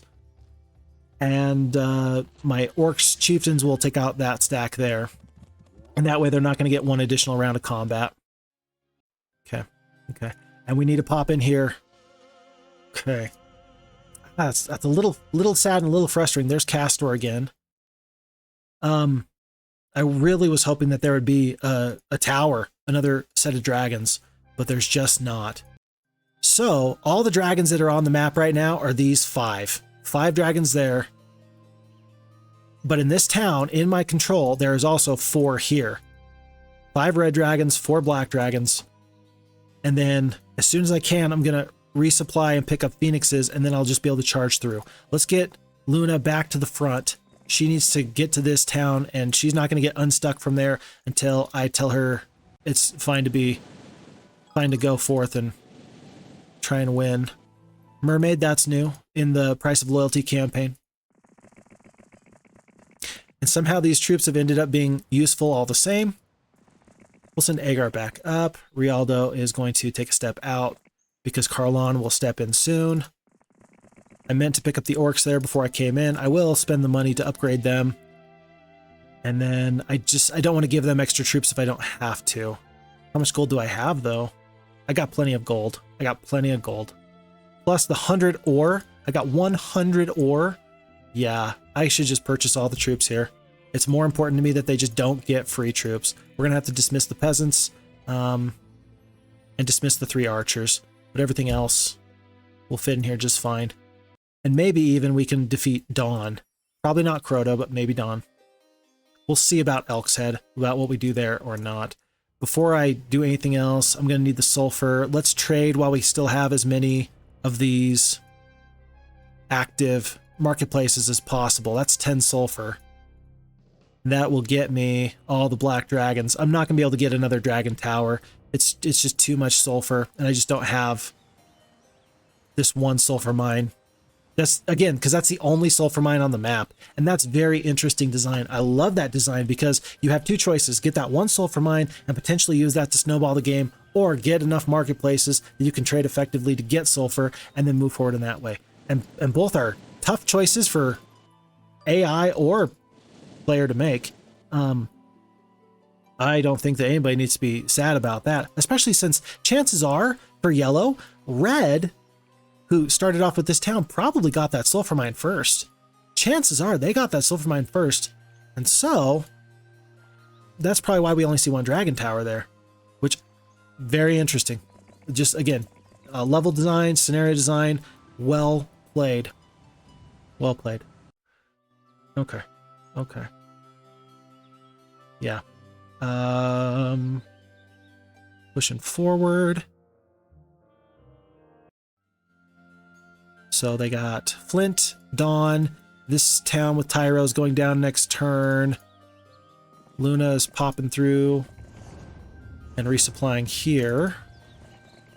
And it'll probably be quicker to resupply here, but it won't be that much, so we'll probably just have her stay in Black Main.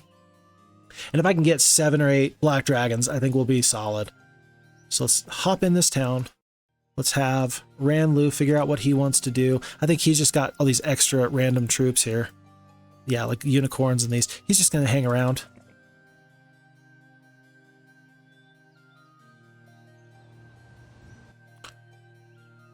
Just going to have him split. I'll accept the losses. Pick up 50 sprites. Thyro's going to accept his fate. Worm is just going to be prepared to rally troops. What am I going to end up in a final army? Maybe the Hydras, because Hydras are just so beefy. Maybe he'll end up pulling, 12 Hydras a week. That'll stack up very quickly. Yeah, notice that there's 2 barbarian towns, 2 knight towns, 1 sorceress town, and 3 warlock towns. So warlocks always had the advantage from the get-go.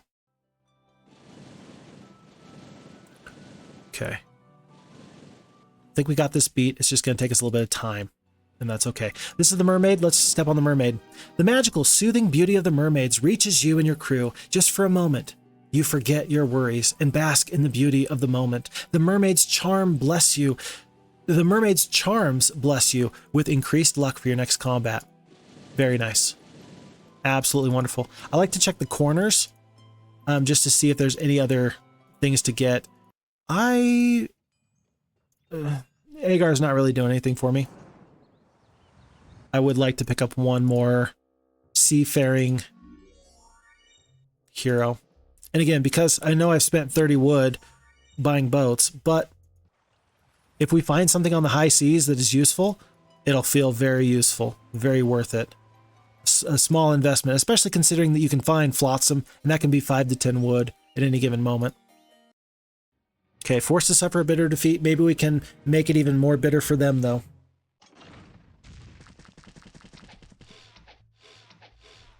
And my home defenses are attacking hydras. And you ask yourself sometimes, why?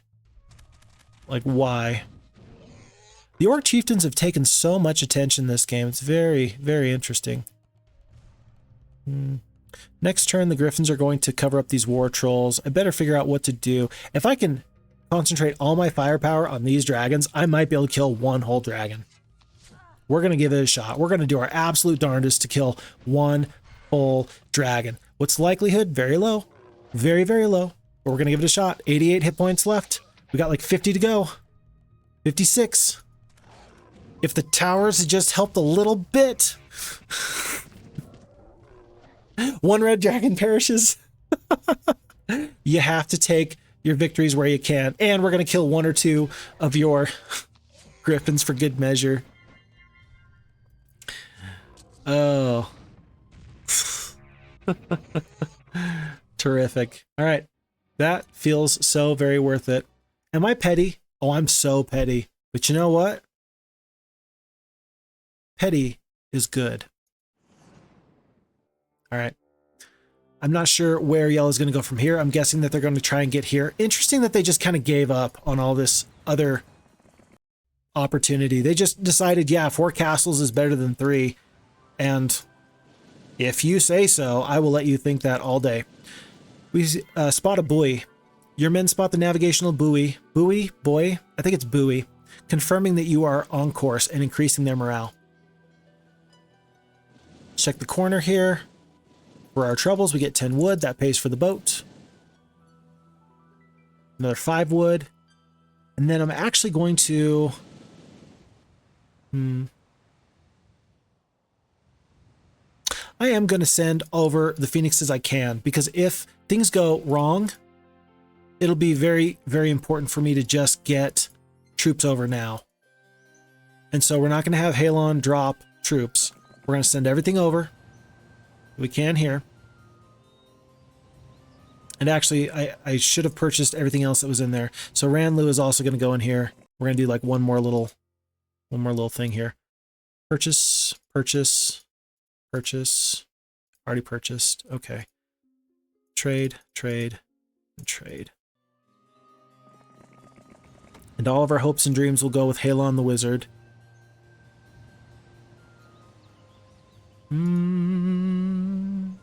These troops are certainly worth it. And the 9 unicorns are not better than these, even at the cost of what's going to be 1 morale. Luna has basic leadership, thankfully. So I'm pretty happy with that. And now I'm going to be able to figure out what I want to do with one of these other heroes.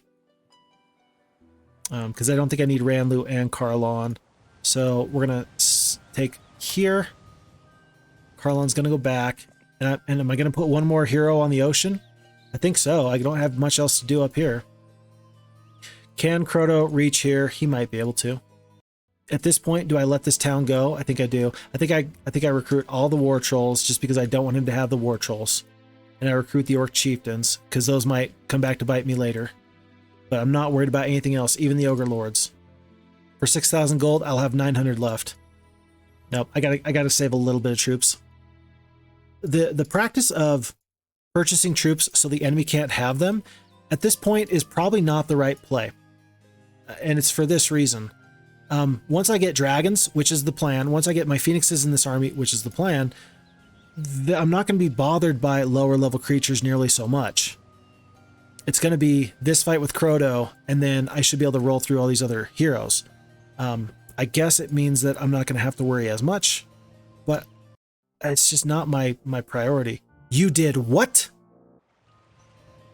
You did what? I'm hurt and shocked. Hurt and shocked. Okay. Well, now we know that there's Dimension Door in Winterkill. At least I'm guessing it's Winterkill. Maybe that's why they purchased the heroes in Winterkill. I don't know. Maybe. Let's try to cut some of this fog of war down.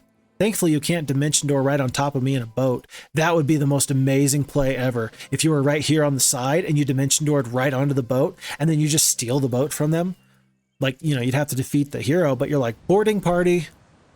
But then what would you do with the enemy hero? Because the enemy hero at that point would not be able to really get back to land safely, so you should not be able to then recruit them at a tavern or something.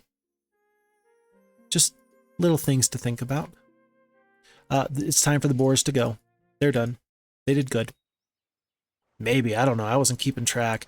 We're still going to stay there, stay there, stay there. Day 4, we suffer a bitter defeat. Let's see if we can get one more black dragon or one more red dragon. We're probably not going to be able to. We just don't have the troops for it. But we can start focusing down a lot of these centaurs. And again, fighting the hydras. Not my favorite decision.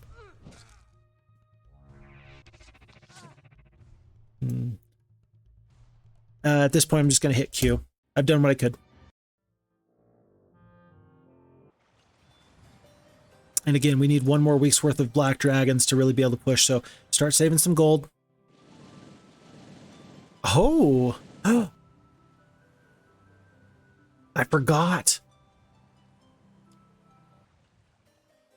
Remember when we cast View Resources at the very beginning of this game? That is amazing. I love that. That's the kind of level design that I live for, because you get the arena with the +1 level, +1 to either your attack, your defense, or your spell power, and then you just get a plethora of possible resources. The only reason that these centaurs are there is because it was Week of the Centaur a while ago, but that's terrific. I love every little bit of that. I've got no qualms with the way that things just played out there. I just forgot. I forgot that was there. Maybe Ruby is going to swing through, pick up one more round of phoenixes, and then meet up over here on the beach after Luna walks there. Maybe I send one black dragon or one phoenix, maybe some of these additional troops. Yeah. Some of these additional troops that don't make it to the final army, they're going to go here, and they're just going to clean up there. I don't think it's really necessary at this point, but got to do something before bingo.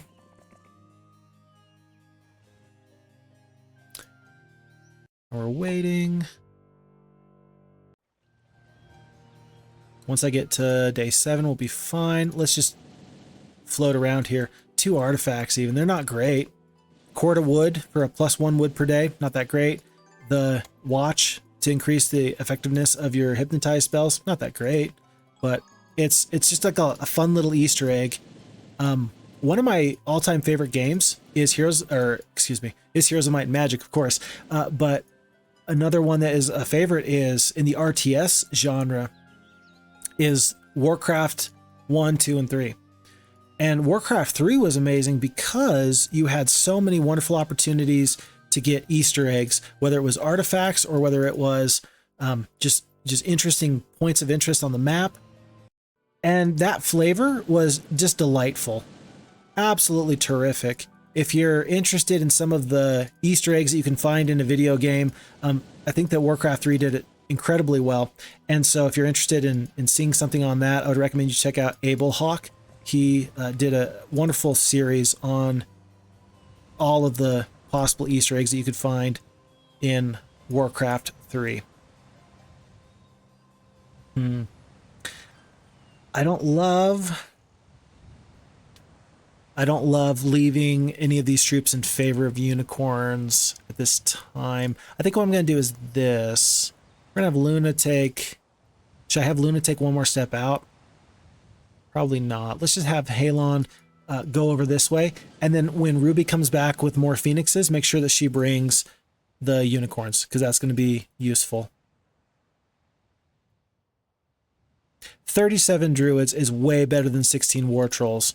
What are you doing? Make that switch now.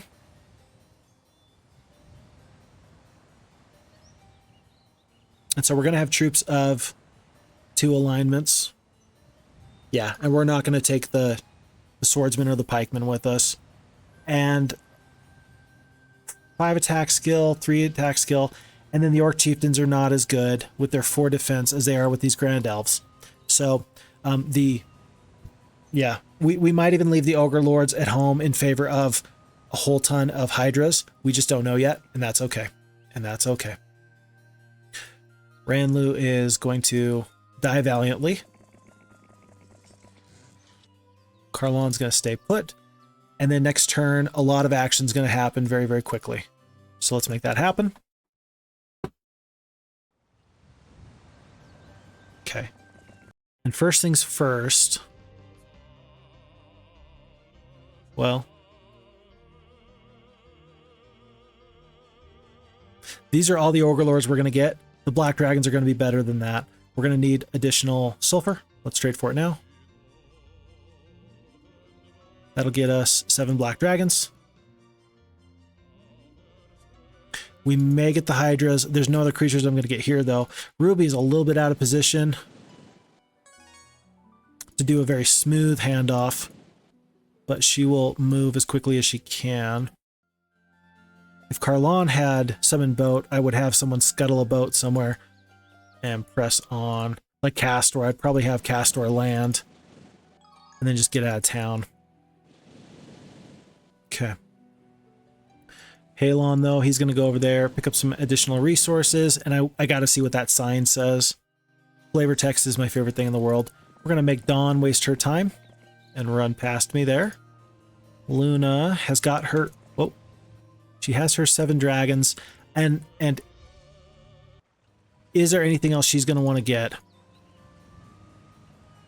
I don't think so. I think that if I press forward now, if I lose some troops, I may replenish them with the hydras that'll be coming later. But let's spend the money where we need it first. Make sure we have our phoenixes. Make sure we have our unicorns, druids, grand elves. And then make sure that they are ready to go next turn. Yeah, 13 unicorns is definitely going to want to follow us. So let's go here.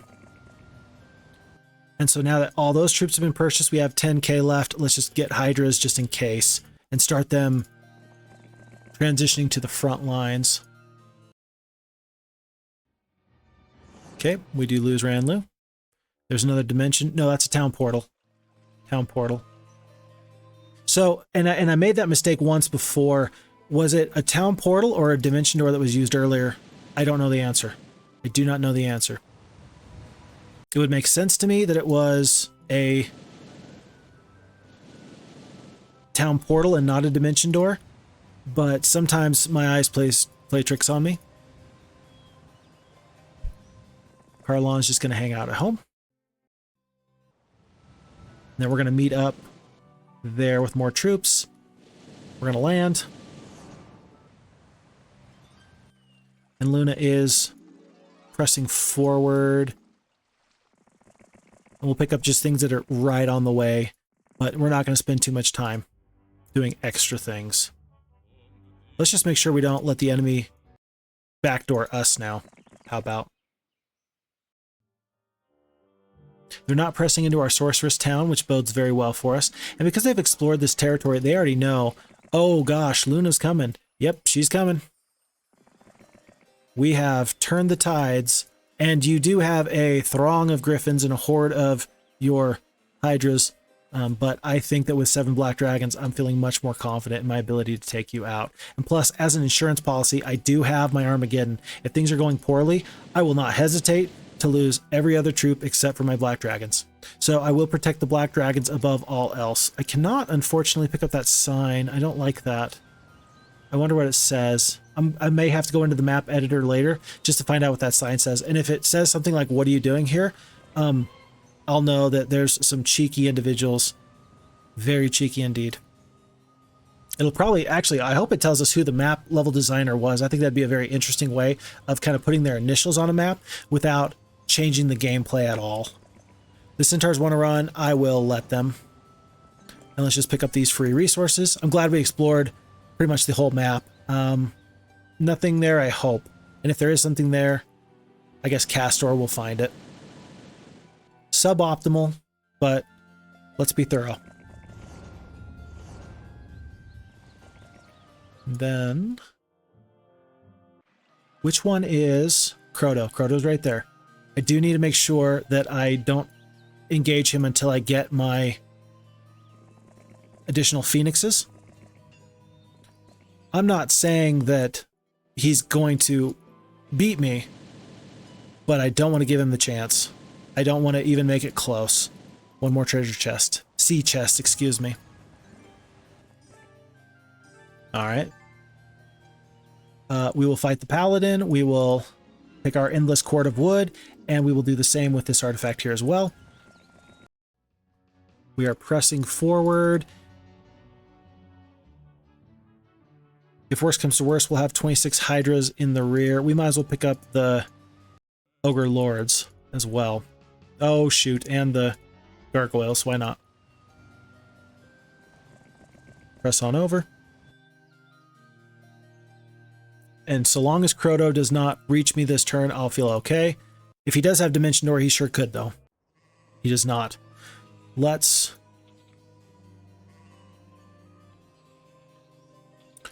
go to here. Let's have Ruby go up right next to there. Let's make this trade. Let's bring over all these troops that we can. We're going to drop one elf in favor of a Grand Druid. Fight this fight. Somehow, very, very quickly, they were able to get 20 paladins here. Maybe I never could have gotten the paladins. I'd never had enough crystal generation to really make that happen, but it might have been worth it to rethink my decision about the champions and kind of go from there. I cursed everybody because they have some high variance damage troops. Let's remove the variance. I'm going to make them come to me. I'm not worried about the defenses from this town. I'll take my losses where I get them, but I'm gonna wait one turn and make them come to me. I think that these champions can actually get across the battlefield in one go. They may kill 5 of these unicorns. We will see. But otherwise, we're going to wait. There's a slow to the phoenixes. And then from here, let's take out the highest, the worst, the most concerning troops possible. Okay.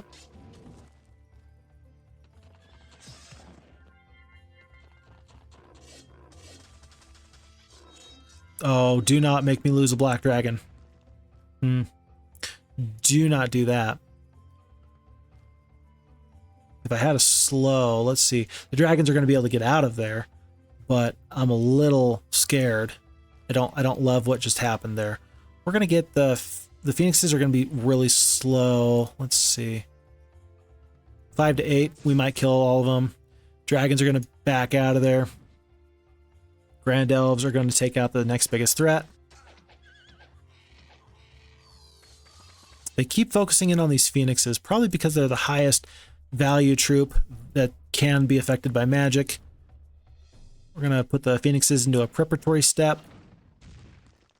And now they're unslowed. And now we're just going to absolutely demolish the enemy here. In fact, I'm just going to hit Q and end this battle. So 4 unicorns. Let's make sure we have all of our spell points moving into this next fight. They do not have the 5th level mage guild. We're going to pick up the 5th level mage guild right now. We need sulfur. Okay. I got ore to trade. Let's do this. Pick up our 5th level mage guild. What do we get? That's a paladin. That's another Armageddon. Okay. And I'm still fine with that. In fact, I think I've been thinking about it, folks, and I'm going to do something different. And maybe it's 2 whole campaigns late, but I'm still going to do it. I should have read that artifact, but I didn't. Here's what I'm going to do. From here on out, I'm not going to use Dimension Door, and I'm not going to use Town Portal, the upgraded version. I will still use Town Gate, but as a 4th level spell, I think that that's reasonable. because it's got its own limitations on it. Dimension Door can absolutely break a map, and most of the time we see that it does. I'm taking this as a nod from another YouTube streamer, Norvaro. If you know Heroes of Might and Magic, you know that he's huge in the game, and I like that. I like that change, or that limitation he's put on himself. I think that's just smart. And just so we're clear, anybody that plays Heroes of Might and Magic is a friend to me. I'm not here to compete with any other content creators or streamers. I've mentioned in the past I'm doing this because someday I want my kids to enjoy this game that I enjoy. So I'm doing this partially for them. And at this point, I'm doing this because I'm having fun. I'm having so much fun streaming, or not streaming, but making videos and doing this. So I'm not feeling any kind of way about,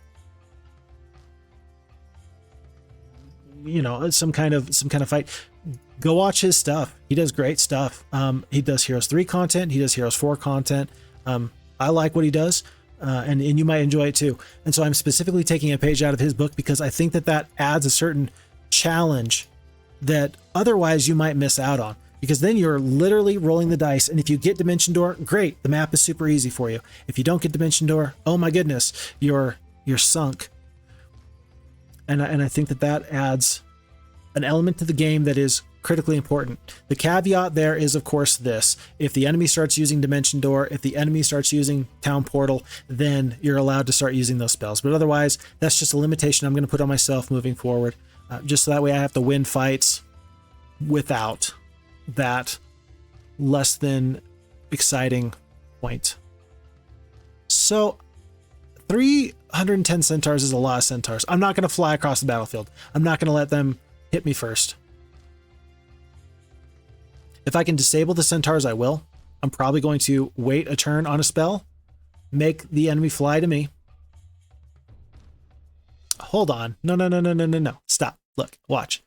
These Minotaur Kings are going to go before their Red Dragons. Their Red Dragons are blocking the path. Look at this terrain.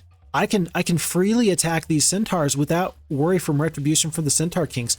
Look at that, or the Minotaur Kings. That is amazing. That's too good to pass up. That is too good to pass up. Yes, we're blinded. That's okay. The centaurs are going to have to go through the phoenixes to be able to shoot anyway. These 3 red dragons are not that big of a concern. I think I'm more worried about these griffins, to be honest. I really think I am. Should I cast the Mask Cursed? It'll last basically for this entire fight because I have 8 spell power. I am going to cast Mass Curse because, again, it will last for this entire fight. If I do it right up in front, there'll be no other further problems. It'll save me more troops. And that's okay. I don't want to flame breath my own phoenixes. I might as well finish off these centaurs. And I'm staying far, far away from all these enemy troops here. I don't want anything to do with them. I will lose the Grand Elves, no problem. I'm not worried about losing them. So if the Minotaur Kings rush upon them, so be it. Okay, that was to be expected from the Griffins. Interesting that the Hydras, because the Phoenixes are blinded, they're not pathing that way. They're just going this way, and because of this terrain, we are really abusing this terrain to our advantage. Okay, and now we're going to cast that Mass Dispel. Oh!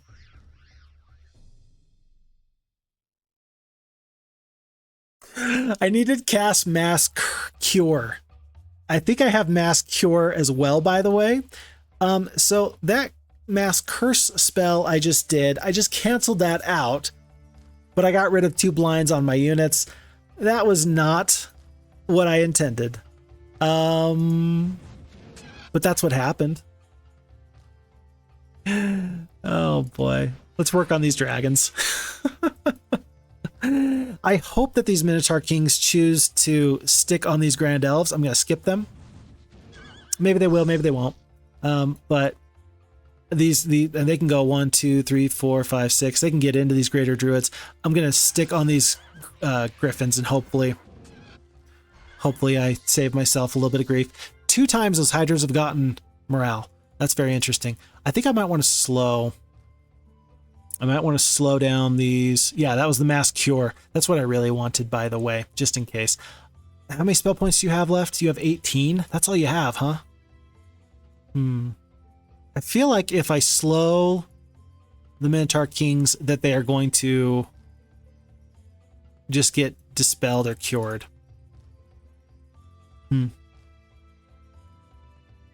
Should I do another mass curse? I'm going to do another mass curse. I can't believe this, but that's actually what I'm going to do. That's so silly. That's so silly. These Phoenixes have not really gotten into the fight, but I don't want them to take the first initial hit from these Minotaur Kings. If I lose the Unicorn, so be it, but I'm going to try and keep these Black Dragons and these Phoenixes as healthy as possible for as long as possible. Ouch. Well, shows you what I know. 1 hit point left. 23. I can't kill this whole stack of Griffins. It's going to take 2 hits anyway. Let's just start working on these Minotaur Kings.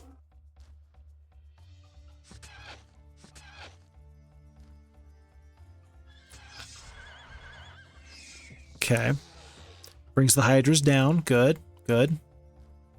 Phoenixes are still blinded. I'm going to let the enemy maybe blind one more time. They do not. And from this point on, 1, 2, 3, 4. Hydras are not going to be able to reach unless they get good morale again. Which 3 times in a row, is it possible? Absolutely, it's possible. Is it likely?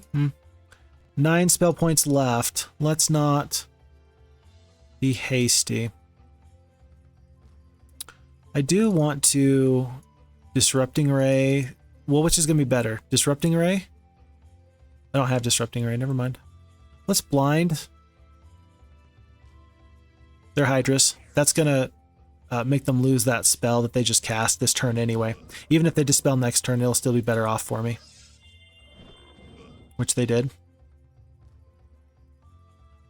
1, 2, 3, 4. Then they're still not going to be able to reach. Let's sacrifice the Greater Druids.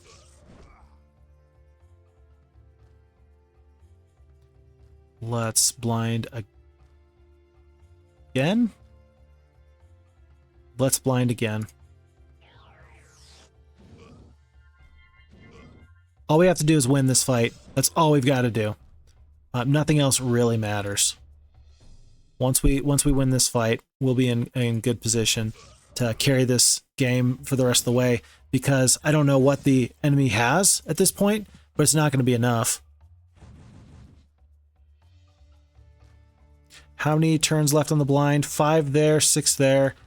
We're going to end up skipping a lot, and that's okay. So skip, skip, skip, skip, skip, skip, skip, skip, skip, skip, skip. Okay, Phoenixes are unblinded. Hydras are there. They're not going to be cursed, and they're going to get tons of damage on the surround. If I had a Disrupting Ray, I would have been Disrupting Raying. I would have Disrupting Rayed them this whole time. They do. They do have it. Oops. Let's just start. Let's wait one more time. Continue to Disrupting Ray them. Skip. Attack. Skip, skip.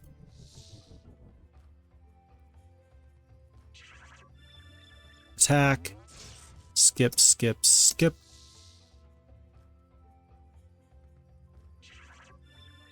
So they have 1 defense now.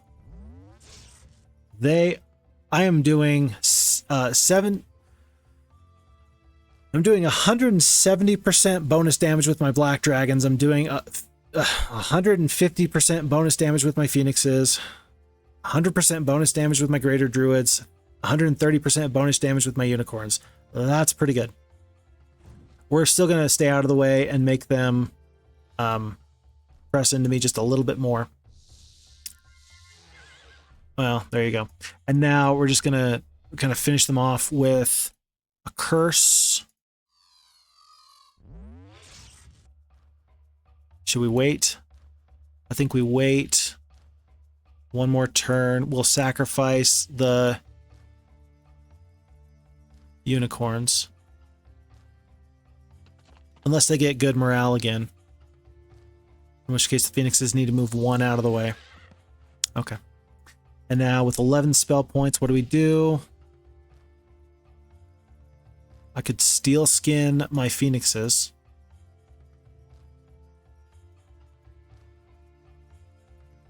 Let's do that. Let's steel skin the phoenixes. That'll probably be better than the 300 points damage. Maybe the bless would be better. Nah, let's try and save a couple of phoenixes, and let's steel skin our phoenixes. So, okay, let's run down here. Try and stay out of the way. Our phoenixes is going to be able to get there. 1, 2, 3, 4. Yes, they will.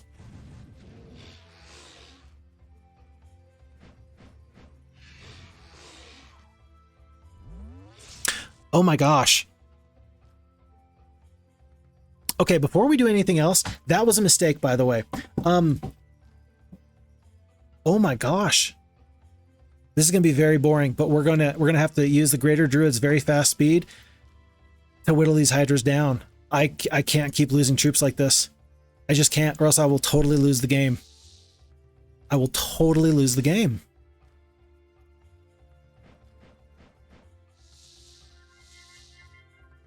Oh my gosh, and this is going to be so scary because they've got the good morale, and so they're just going to keep keep being scary. And is a slow going to matter? Slow's not going to really matter. I've got to use my 15 Greater Druids to attack from afar and to keep dealing damage. I'm killing 4 at a time. It's not going to take that long, but it's enough of a concern. Because if good morale happens and I lose 15 Greater Druids, I'm just sunk.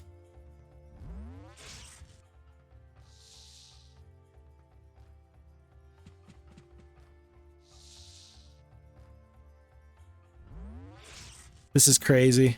Ugh. I'm actually having to choose this fight. I thought it wouldn't be any problem, but then all of a sudden they're just doing enough damage that I'm thinking to myself, look, I do have other fights to fight after this. And I don't want to have to, like, I think I could take other enemies with these troops, but I need those troops to take that fight.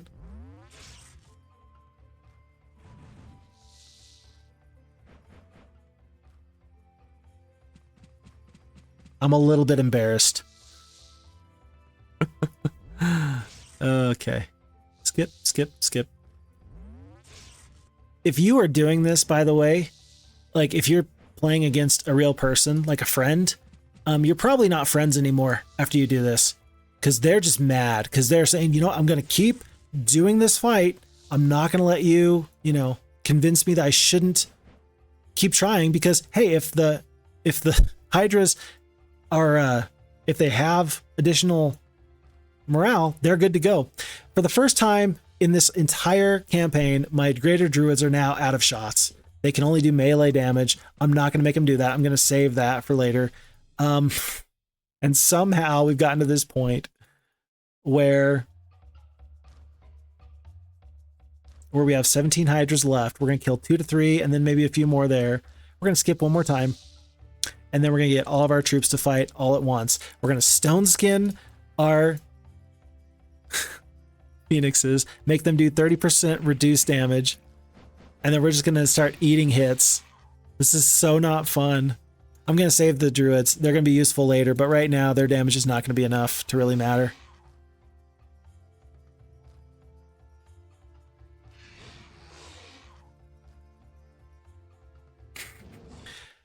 And so we win, but I did not love that fight. Not at all. The enemy does not run. We're going to get all their artifacts. We're going to get so much experience, but we're not going to have much left over to our name. They had no artifacts. That's crazy. +1 knowledge, +1 knowledge.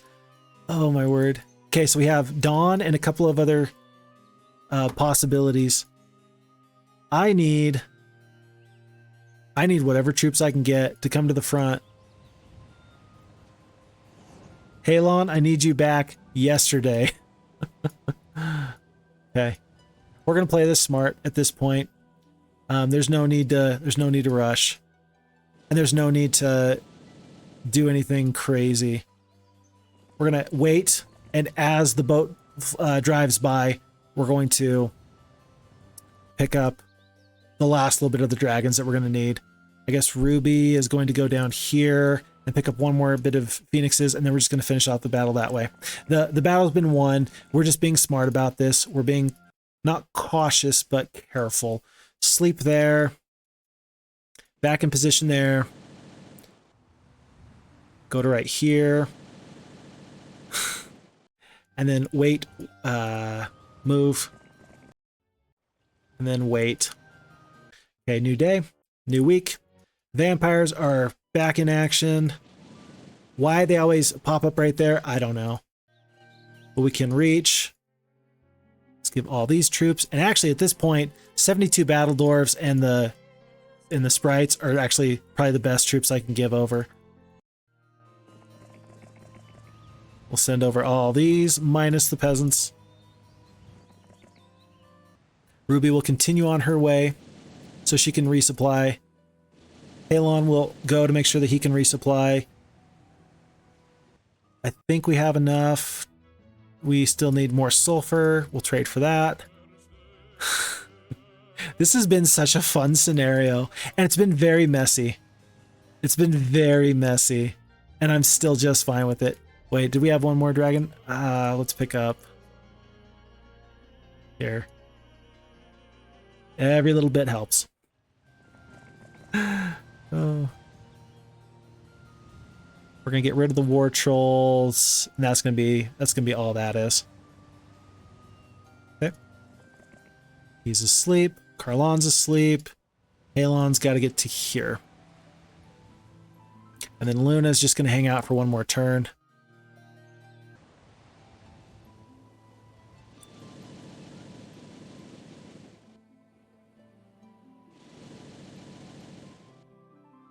And pretty soon it's just going to be too much for the enemy to deal with.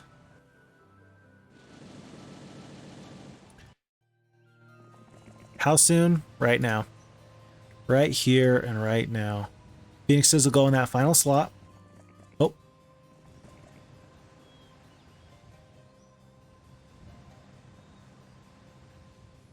And that's how we're going to do it. Okay. So, folks, I'm very interested to know, and so if you're still watching to this point, I'd be very interested to know if you have any feedback as far as how you like these long plays. At times like these, where the last couple of turns have been a little bit, I don't know, I don't want to say boring, but not very engaging. Really, they're excellent to have as background kind of noise, or best to have as Maybe I'm best if you put me on ×2 speed, but I'd like to hear back from you. I tried in a previous game to shorten things up, where I just really edited my video. I skipped past all the parts that were not critically important, and I tried to make a shorter video. It ended up being about 30 minutes long, and I'm wondering if that is a good decision or a bad decision. Some people really enjoy the complete and total long plays. They do not like to be cheated on their overall gameplay because they're here to watch, well, yeah, what are all the intermediate steps that got you to the point where you were able to leverage the map against the enemy. And I understand that, but I also understand that some people say, well, you know, I just don't have time to watch a 3-hour video. And that makes perfect sense to me. So any feedback you have for me, I would sure appreciate, because I'm interested to know what's working and what's not working. Again, I'm not here to crowd out other content creators, but if I'm going to be doing this, I would appreciate being able to do this well. Appreciate doing this right. And I think I can do it right. But any help I can get would be appreciated, just so I know, again, what is working and what's not working.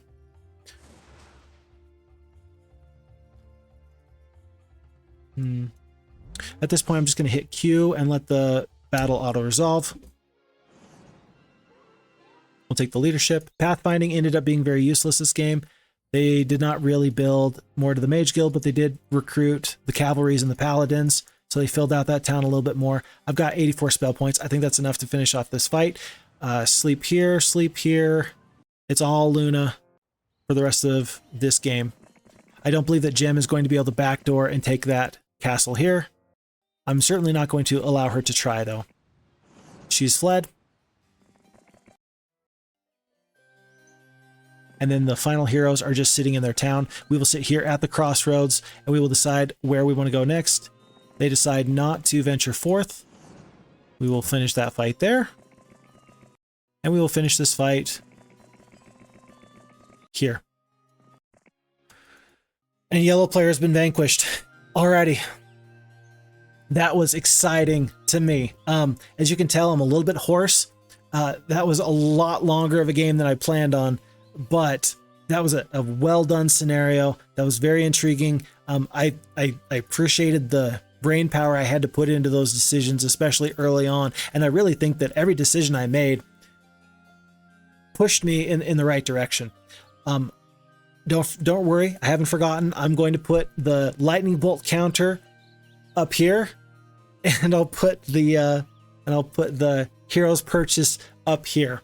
So if I got those backwards, so be it. But I hope that was entertaining for you. Hopefully, if you're just kind of skipping through the video from point to point, you'll get to see that and just kind of keep track of how well or how poorly are we doing.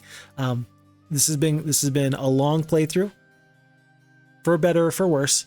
And again, any feedback that you have for me, I'd love to make these as good as I possibly can, because I love Heroes of Might and Magic 2. Heroes of Might and Magic 2 and what the FHeroes2 team has done has been absolutely terrific. It has revitalized my interest in Heroes of Might and Magic 2. It's always been personally my favorite, but because the quality of life buffs weren't there, it made it difficult to truly enjoy, especially when there was Heroes of Might and Magic 3 and some additions that were made there that really brought that game into modern compliance. FHeroes2 with Heroes of Might and Magic 2, it's back in full force. And I'm probably never going to go back to Heroes of Might and Magic 3. I'm probably not. I may play through it in the future, only through the campaigns, just so I can enjoy the story. But otherwise, I think I've found a home here in Heroes of Might and Magic 2, and I don't regret that at all. Things I've seen online in which is the best Heroes of Might and Magic game out of the series, you'll hear Heroes 3, Heroes 2, and Heroes 5. I've never played Heroes 5. Maybe at some point I will. But for now, I am happy to be here, and I'm happy to be enjoying the ever-loving goodness out of this game. Folks, the enemy is beaten, your side has triumphed, and we'll get into Arrow's Flight Scenario 3 next time. My name is Fix Fox, and I'm out.